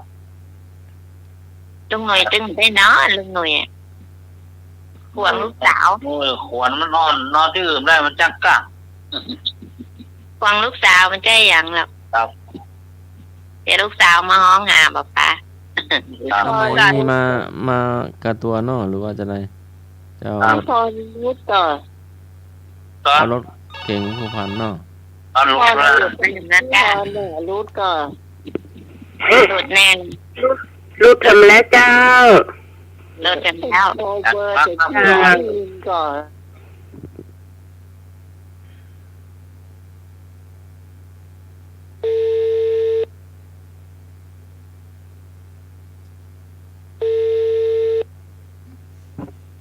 เจ้าที่รุดขนาดเลยวันนี้อันใหญ่หมู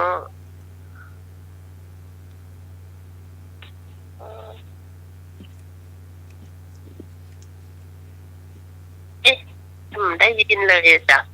ครับ ได้ยิน นี่เนาะ มีเจ้าเรื่องหนึ่งเนาะอันตะวันนี้ไม่ได้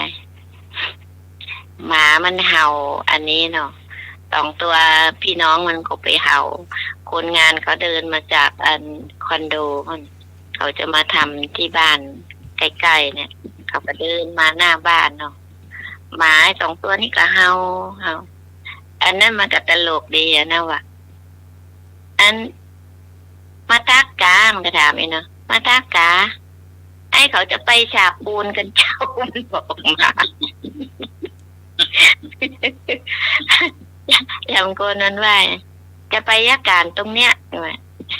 มันเดินมา3 คนเนาะปัจจัยมันก็อารมณ์ดีหมาเอามันแต่มันว่า ไปฉาบปูนเจ้าบอกมันก็ตลกเดี๋ยวมันเดินทุกวันไงได้อยู่บ้านก็เดินมาเนี่ยเขาทำเหมือนอะไรไม่รู้ตรงนั้นเหมือนห้องน้อยๆเอ็มเคยได้เดินไปดูปกติมันอยู่ทางใต้บ้านเนี่ยทำตั้งหลัง ครับ ทำเหมือนคอนโดน้อยๆชั้นเดียวอ่ะยังไม่เคยเดินเข้าไปดูหรือว่าเขาทำอะไร เห็นคนงานเขาเดินเนี่ยหน้าบ้านเนี่ยเดินเลาะบ่อไปเนี่ยทุกวันเนี่ยถ้าอยู่บ้านนะแต่ก็มากกว่านะถ้าอยู่บ้านจะเห็น ไอ้นึกมีจุดใจนึกอะจุดแต่นึกอะนึก นึ หลั ก บ มานะนึกบุญอาวงศ์มาเอากอไก่มาหลายตัว รับตัวตามาหลับเนี่ยไอ้นึกอะ งู2 ตัวป้ากันเป็นเจ้าไร นั่น ไอ้อย่าง ไม่ ก็ มีงู2 ตัวป้ากันเป็นได้เจ้า จังไปทางใดวันนี้ ไปปูน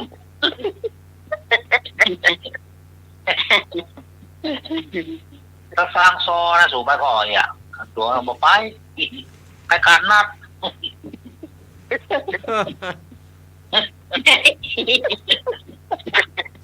พี่กรณ์งองู2 ตัวมันก็เป็นงงนะไอ้หนุ่ย นะ งองูถ้างองู2 ตัวพี่กรณ์ก็จะบอกว่ามันงอีอ่ะ มันงงเลยครับมันจากไปไหนอ่ะ อันนั้นมันอีอ่ะ ตัวหนึ่งบริการหน้าชอบซื้อเกี่ยวกับ ว่าเด็กครับ นึก อ่า ถึง อะไร ขอถาม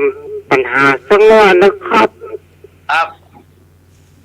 ออกอันเดือนนะครับออกเดือนน้ำหน้าเจอหญิงการหลัง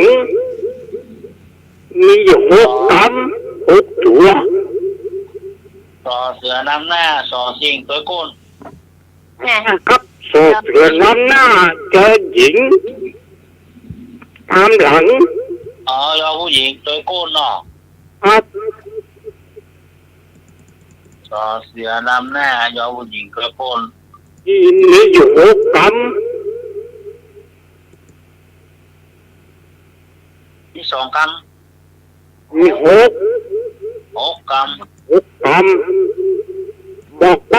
ก็ได้ไม่อยู่ในเบญจธรรมอยู่ในเบญจธรรม ยาสูเวลาบาลีเมียกะ เดียว ไม่ใช่เรียนจะทำข้อไหน ข้อ ข้อที่ 5ข้อที่5สติสัมปชัญญะ ถูกต้องครับสติสัมปชัญญะถ้ามามีสตินึกว่ายุ่งเลยต้องมีสติ ข้อ โลกทับล้างกรรมการต้องมีสติ 5ผู้เป็นศีลข้อ5เดี๋ยว สุราจนเครียดน่ะกินเหล้านะไอ้หนุ่ยสุรามีระยะมันแคบกลับมาไม่ได้ว่าใครเนอะ น้องใหม่บอกเอาคู่มันหมดได้ จับคู่เลยจับ มีตากรุณาคู่เบญจศีลข้อใด ไอ้นี่ไง ว่าไม่หรอกว่าอะไรครับว่าไม่หรอก เมตตากรุณาคู่เบญจศีลข้อใด ห้ามฆ่าสัตว์ฆ่าสัตว์นานาเนี่ย ฆ่าสัตว์อ๋อ ต้องปาตาติปานะคะ จ้ะ ถ้าหมาป่าหน้าก็ได้นะป่าโต่งอ่ะ อย่างนั้นคนเท่าไปวัดเนาะนั่นอยู่กลางโต่ง2 คนปัญหาว่า คนหนึ่งอยู่วัดใจมีกลางโต่งคนหนึ่งอยู่กลางโต่งใจมีวัดถ้าคนใดได้บุญมา คนที่กลางต้องค่ะ มันคือถึงวัดโลกวัดมันมีบุญมาทำบุญนะ มันได้ไปวัดมันคิดเรื่องวัดเนาะ เจ้า แต่มือกำปลาอยู่นะอย่า แล้วคนที่อยู่วัดมันคือคิดเรื่องหาโต่งคิดเรื่องหาเด็กกองฮะขี้ไก่มาบอกโอ้ดินโบโฮมห้ามใจพอดีอ่ะ ก็จะได้ทั้งบุญทั้งบาปมาไอ้หนุ่ยคือ2 คนนั่นแหละ เนาะ ได้บาปด้วยบุญด้วยจ้า แล้วก็เจ้าเรียบร้อยแล้วแต่คิดเรื่องกองเบ็ด เดี๋ยวแหมมาใส่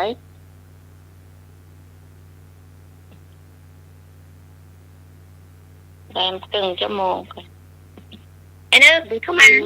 ตาแหมมากี่นาที เนาะ ครึ่งชั่วโมงไปก่อนน้องไหม ถึง 11 โมงละตอนนี้พี่กรณ์5 ถึง 27 นาทีอ่ะ5 ทุ่มเกิน5 ทุ่ม 27ดูพี่กรณ์ดู ใช่จะไปวัดอยู่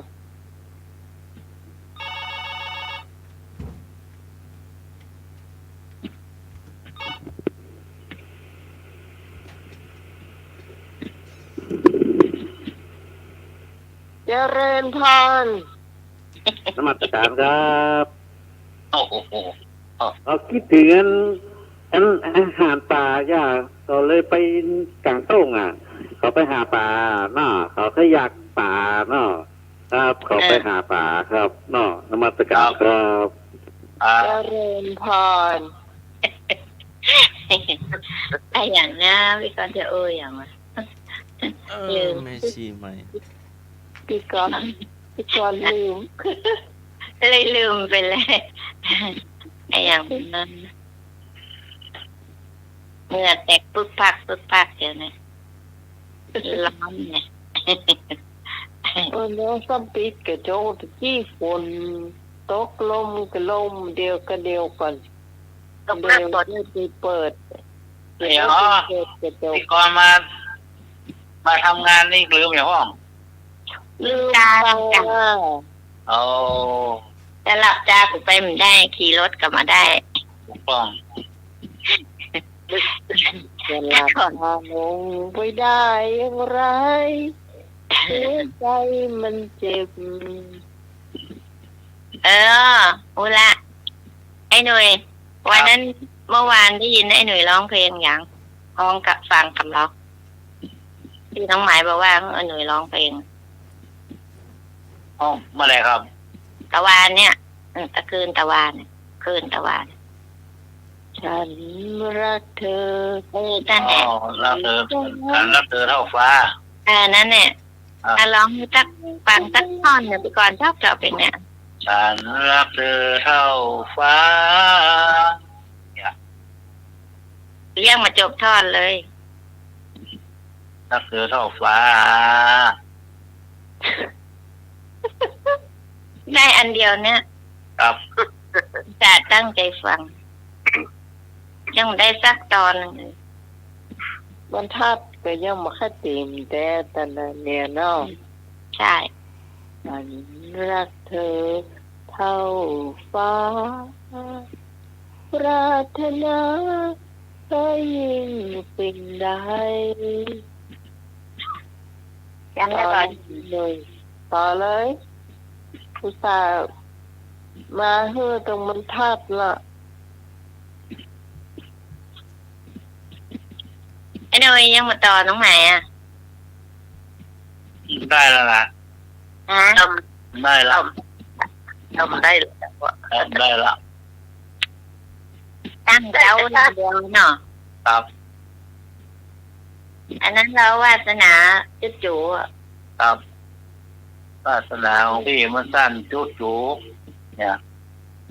มันต้มปลาทูค้างคืนแต่เอ๊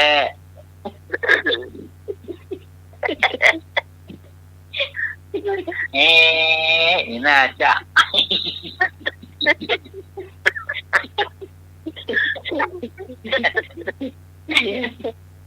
อัน จ้านะโคมันจังเหรอเนี่ยขนาดเที่ยวไก่นะรับแต่ทางพวกนะนี่แหละ ไอ้หนุ่ยก็เล่าเรื่องตัวลุงทองค่ะอันที่เปิ้นไปวัดน่ะ ลุงร้องอ่ะ อ่า ลุงร้องอ่ะคนว่าอันผู้เจ้ามันก็ได้ใหม่ๆเนาะ อืม เปิดสถาบันการใหม่ๆเอาไม้มาฮื้อใหม่อันเมาใหม่ๆบนโฮงอ่ะเดี๋ยวบอกปุกปักโล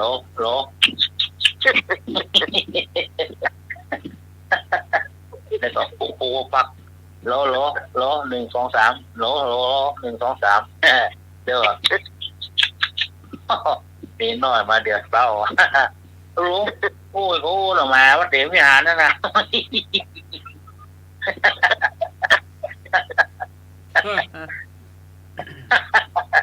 มันเดาะปากอ่ะโลแหมมันได้ยินมันมาเศร้าวัดเดี๋ยววิหารนะ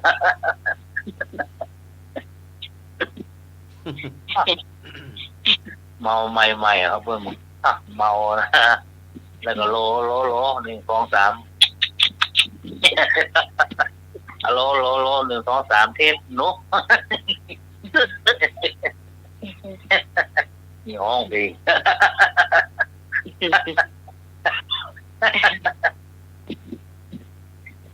นี่เมาคนเดียวนะ วั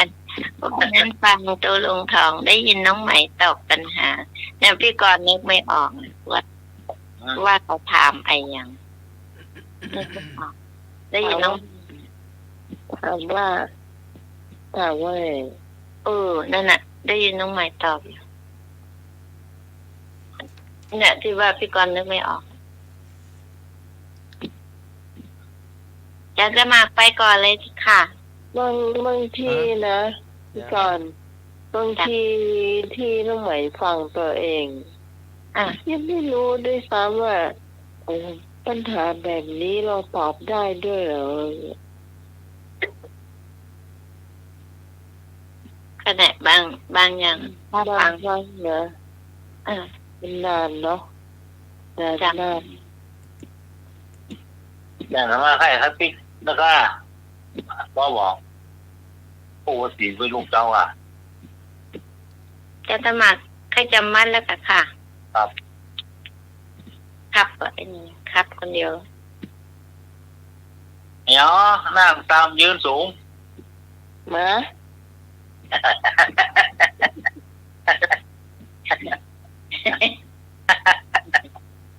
อ๋อมันเล่นบกวะนะ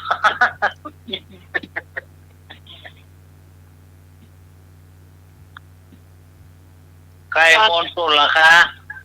เนาะใครผู้มนสุดล่ะคะ ปันไฟว่าได้มันเปิดเผยกันแล้วเฮ้ย พอหลุดไปแหมนะก้าหลุดอยู่ก็ เนาะตีบรังยองดัง แว่นตา ฮะ เนี่ยสองคนพี่น้องเลยคนไล่เขา ไอ้หนู อันนี้เปิดตำราอยู่ อ๋อ เปิดตำรา พอใกล้บานพอไก่หันรีบรีเนี่ย ที่ดั พอง ใกล้บานพอไก่หันรีบรี จมูก ฮะ จมูก โอเค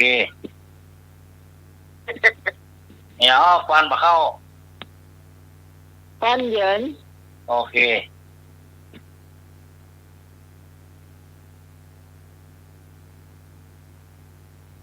แป๊บสบายประทานกินถึงวันมาเที่ยง ลิ้น โอเค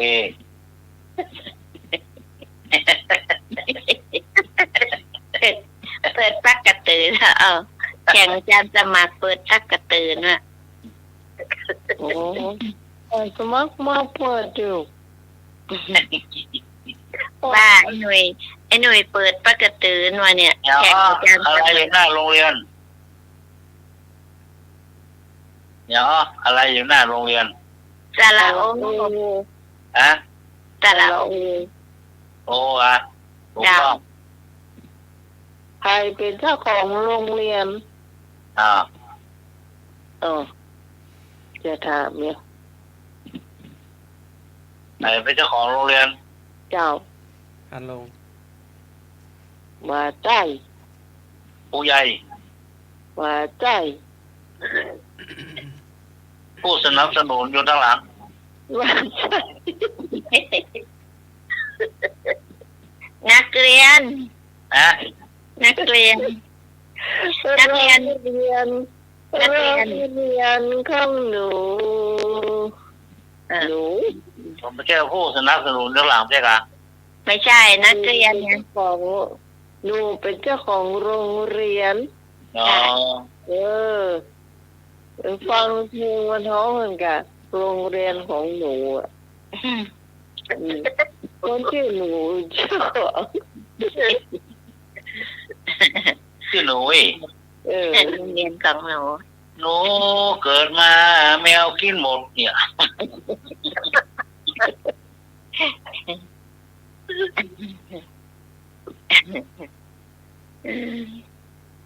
โอ้การสมัยเมื่อสักปีงานนะ นะนี่เป็นเดียวนี่มีหลังตะเบนที่ข้างนะ จานสมัครอ่ะ บ้านบ่มีใบ กัน บ้านบ่มีใบ บ้านมันมีใบ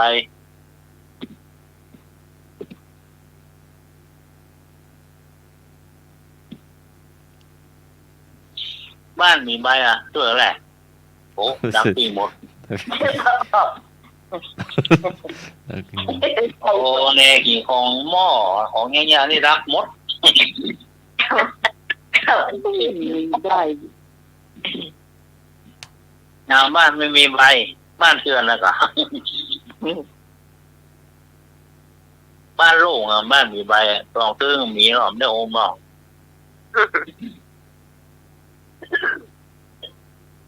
บ้านเนี่ยมีใบบ้านมีคนอยู่อ่ะมีใบสักมันมีใบ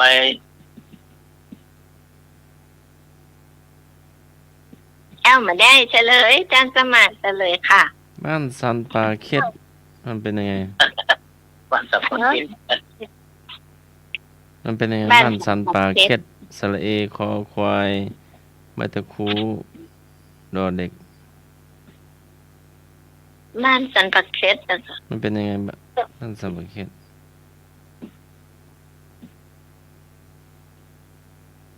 ก็รู้แต่ชื่อว่าบ้านเขาอยู่ทางนั้น แต่บ้านทรงบ้านเป็นอะไรนี่ไม่รู้ค่ะ ชื่อมันก็ชื่อหมู่บ้านก็บ้านสมเก็ต ใช่ใช่ ครับ ชื่อบ้านครับบ้านสันปักเค็ดเนี่ยประมาณนี้ มันอาจจะว่าอาจารย์สมมติว่าบ้านมีใบอ้าวอันนี้บ้านยังมีราคาเนี่ยบ้านอะไรไม่มีราคา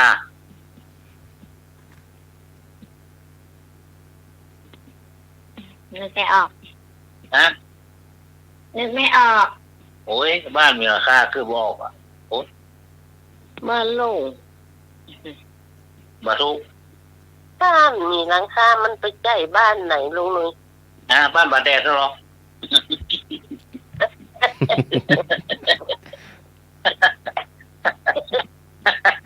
ไม่งอนนี่เจอที่โอ้มาทวง บ้านบ่อหาบบ้านบ่อพอหาบ บ้านป่าติ้ว บ้านบวกขอน บ้านบ่อพอหาบ อ๋อ เป็นยังไง มัน บ้าน ข บ อ วกขอน ด้าน เป็นยัง เดี ไง ยวเอง มันนอนนี่นอนประท้วงอ่ะ อ้าวไอ้หนุ่ยบอกไม่ถูก บ้าน มั อะ น ไร บอกว่า บ่มีขี้ดิน อ่ะ บ้านอะไรบ่มีขี้ดิน บ้านปลาลาน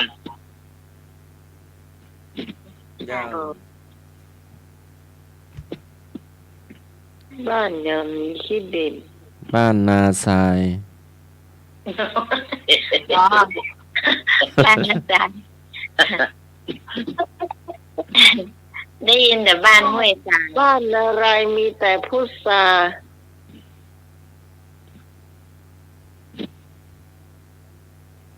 บ้านเนี่ยไม่ต้องผู้ชาย เจ้า บ้านบัดตันขีนเพิ่น มีแต่พุทราบ้านประตันนะจ๊ะ ตานอก เจ้า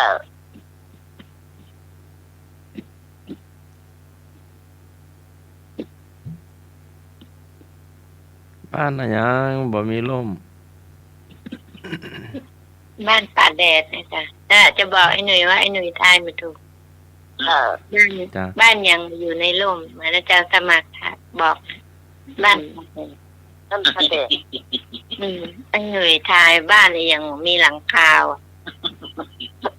คุณก็ว่าไปเรื่อย ไม่ไปไม่เป็นเลย นั้นก็เลยมันไม่ใช่จำคำถามแล้วมันก็ถามไปเลย นั่นน่ะอัน ไอ้หนุ่ยยังกลัวแม่นวลจะประท้วงนะก็ทายโอ้มันถูกหรอก ยก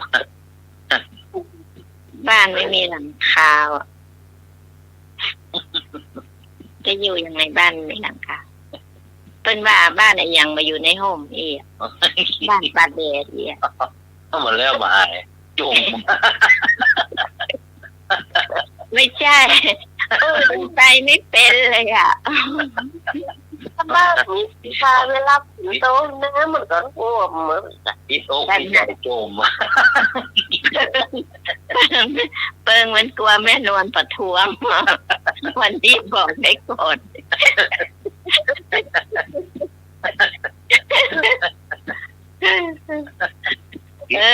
ใจจุ่ม ไม่ถูกหรอก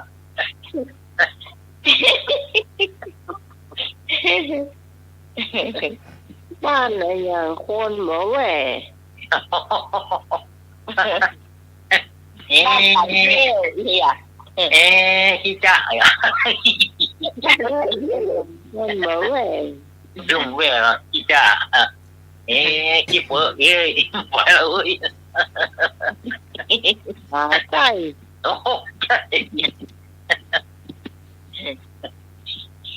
บ้านคนใจดำอ่ะเมื่อแม่ บ้านอะไรอย่างคนหมอแหว ไอ้วัดบ้านเนี่ยใครแม่ หลุดไปแห่ง ทุกคน บ้านจังหวัดเลยบอกอ่ะไม่ใช่ได้ไม่ใช่ในบ้านเฮาน่ะ บ้านเนี่ยใครแม่ บ้านเนี่ยใครแม่ เชียงใหม่เนี่ย บ้านบ่แห้ง มาใต้ อันหนองกาย ฮะ บ้านหนองกาย บ้านคนหมอแม่ เจ้าถูกต้องไอ้บุญไปยาวบุญ โอ้ การพะเยาอ่ะ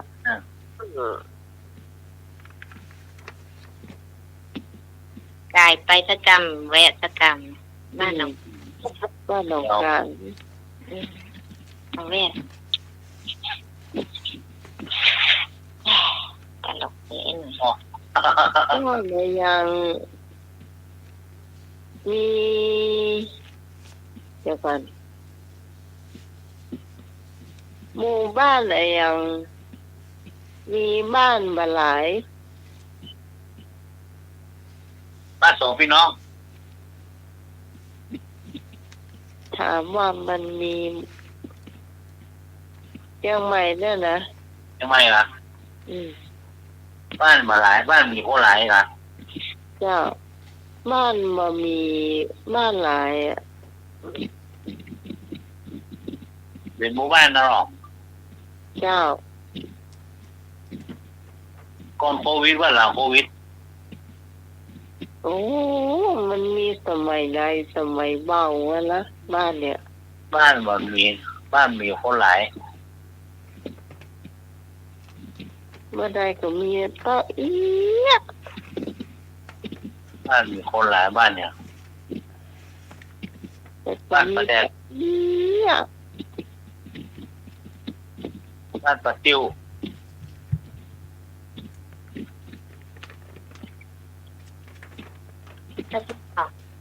บ้านสอง เนี่ยเชียงใหม่แล้วเนี่ย ต้นตะเด็ดสำใจเนาะ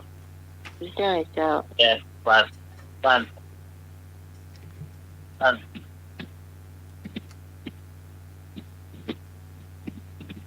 อันนี้กี่หลังอ่ะเอ้า บ้านบ้านบ้าน อ๋อ ประติ้ว บ้านสามหลัง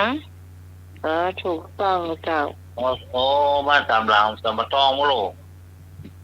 อ๋อนี่กะดอยสะเก็ตนี่กะ บ้านสามหลังอ่ะ ดอยสะเก็ต ได้ยินเขาพูดกันแหละ แต่นึกไม่ออก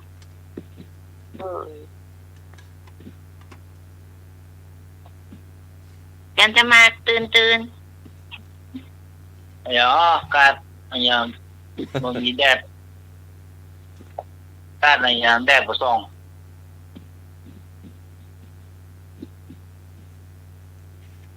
ถูกก็นะคำถามอ่ะ ครับการอย่างแดดประสงมีการหน้านะ แดดบด แดดตัวประสงเลยอ่ะรุดสุดแรกอ่ะ แดดบด อ๋อกาบทุ่งข้าวบดนี่ไหมหรอ ถูกต้อง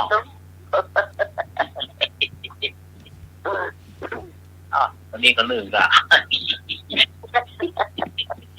ครับโบด วันนี้นะวันนี้วันหนึ่งอะเนาะใช้หัวสมองขนาดเนาะจะได้มาเป็นอัลไซเมอร์นะเลยไม่ใช่ไปนอนหลับฝันขึ้นมาอย่างเดี๋ยวแมวตอบเลยง้าว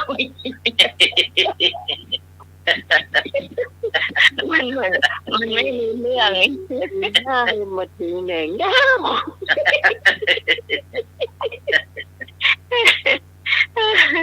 ไอ้ป้ามันอย่างบางเปี้ยมันเนี่ย น้ำก็วัดก็สิวัดบ่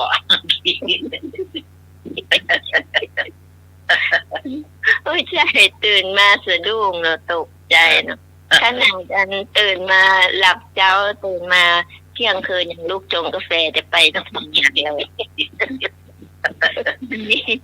อันนี้วันนี้ใช้สมองขนาดเนาะเดี๋ยวก็อย่างเดี๋ยวกับเล่าเจือ คนนั้นนะแล้วเรายังไม่ได้เคลียร์กันตลอดอนมูเขาก็เคลียร์เนาะ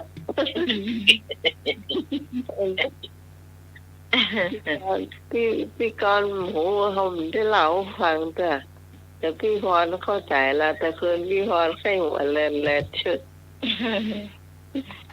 ไม่เป็นไรดาวว่า เดาเอาคงถูก ใช้หัวรู้ว่าเมื่อก่อนคิดอย่างไอ้หนุ่ย เอาต้องครบเดือนไว้ก่อนนะ อ้าวงั้นแต่ละก้าเห็นก็ อย่างพี่กรณ์คิดอ่ะนะอัน มันมีหนุ่มสาวคู่หนึ่งเนาะ ครับ และอันนี้มัน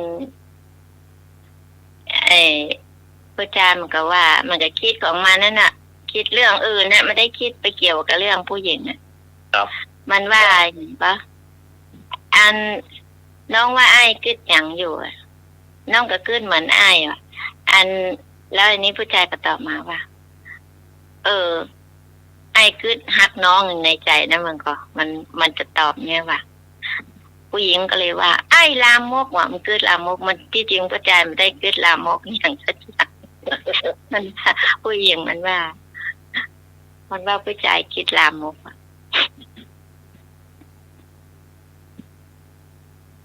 คิดว่าถูกคิดไปเลยนี่คิดเอาเสื้อคิดเอาเสื้อคอในคอน้องเหรอ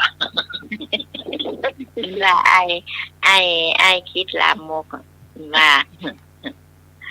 สร้อยเส้นใหญ่ให้กูปากหวานไว้ก่อนกันเนาะ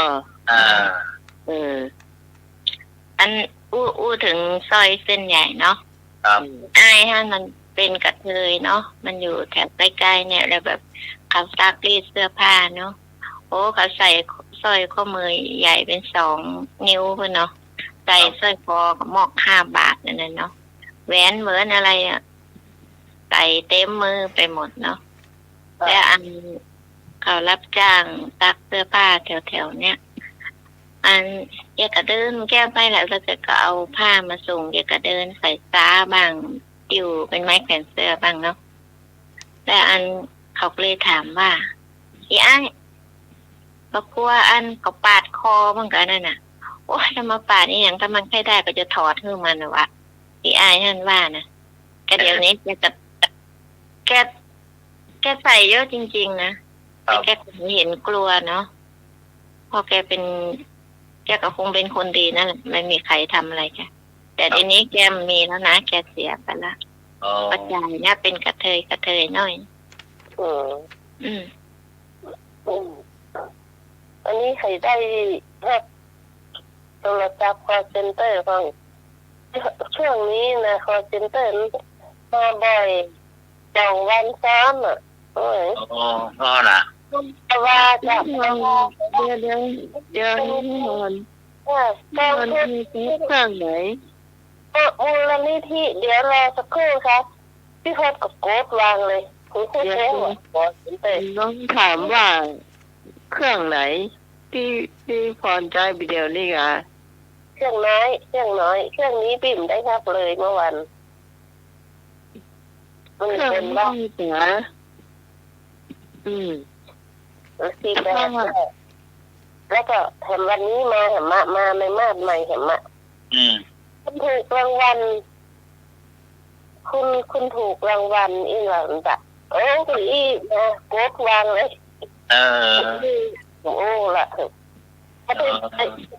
วันนี้พิธีที่พรจำไว้เนอะมันก็ไม่ใช่ยากแต่ละคนที่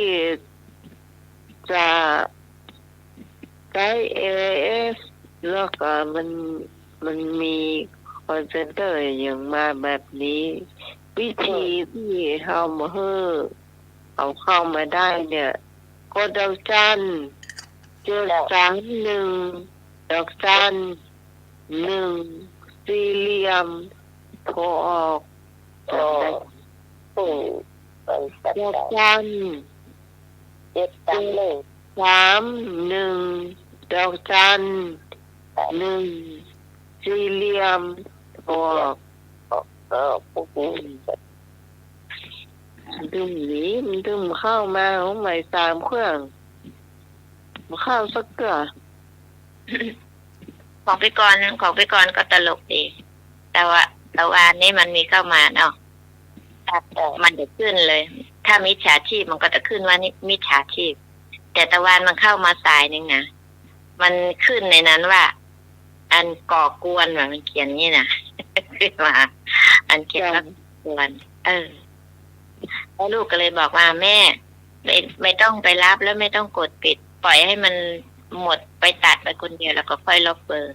ไม่รู้พี่กรณ์ถ้ามันขึ้นมาอย่างวิชาชีพหรือว่าอย่างพี่กรณ์จะกดปิดแล้วลบสายไปออกไปนั่นแหละจะเป็นแบบนั้น เพราะว่าไอ้หัวงาน น้องมีผู้ชายครับเป็น AF นะผู้สอนเอาไว้เป็นว่าดีแล้วจะบ่มีอย่างที่เข้ามาเราได้ก็ดีนะ แล้วมันก็ต้องมีอย่างเข้านะดีไม่ดีอย่างเปิดทุกเปิดแล้วดีอ่ะไอ้หนุ่ยมีเข้ามั่งไหมคะมันส นี่ บาย ครับนี่เหมือนกันละ แล้วกายหนุ่ยเนาะเบอร์แกมาใจอย่างที่ลงท้ายด้วย459ก็ให้549นะ459ก็59นี่ล่ะถึงวันละมาถึงวันละโอ้เป็นว่ามันหวานมันแบบปิดอย่างก็ข้อความวันไหนมันเสี่ยง5 บาท5 บาท5 บาท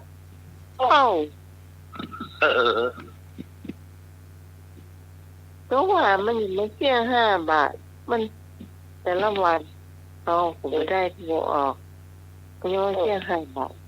แต่วันเสี่ยงละ5 บาทไม่ซีอะไรแต่วันเสี่ยงละ5 บาทมันไปหายไปไหนสตางค์เนาะ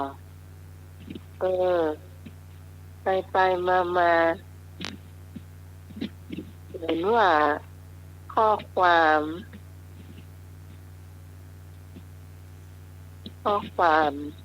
กดดูก็ไม่ได้เนอะถึงเข้าไม่ได้อ่านเราก็เสี่ยงนะ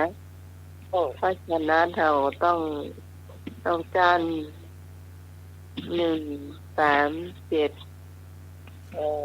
บอกอันนี้ปิดข้อความมาได้นะงั้นเราเหลืออีก3 นาทีค่ะจะเที่ยงคืนได้เลยได้แล้วนะจ๊ะครับหมดกันมาครับเป็นวัดป่ะวัดเจ้าแล้วกันวัดเจ้าแล้วกันเว้ยน้องเวลาเว้ยน้องเวลาไว้เล่นไปเล่นมาสามัคคานังตะโปสุโขความเพียรของหมู่ชนผู้พร้อมเพียงกันทำให้เกิดสุขค่ำคืนนี้ก็ไหว้พระสวดมนต์แผ่เมตตาหลับเป็นสุขตื่นเป็นสุขก็กราบนมัสการและเจริญพรดูครับค่ำคืนนี้ขอบคุณผู้ฟังทุกเสียงทุกสายที่ฟังเราจนจบรายการนะเจ้าขอบคุณพระอาจารย์พระครูสมุยสวัสดิ์วรจิตโตผู้อำนวยการสถานีผู้ครอบครองเสียงในผู้ฟังได้ฟังตัวสำหรับข้าเจ้าพิสมัยสุริยดอนเจ้าจากบ้านดอนตันตำบลเมืองแก้วอำเภอแม่ริมจังหวัดเชียงใหม่เราจะมาพบกันใหม่นะเจ้าวันเสาร์หน้า3 ทุ่มถึงเที่ยงคืนเจ้าสำหรับวันนี้ขอบคุณพี่พรนะเจ้าขอบคุณได้หนุ่ยเจ้าขอบคุณพี่กรเจ้าแล้วเราจะมาพบกันใหม่วันนี้ลาพร้อมกันนะเจ้าสวัสดีเจ้า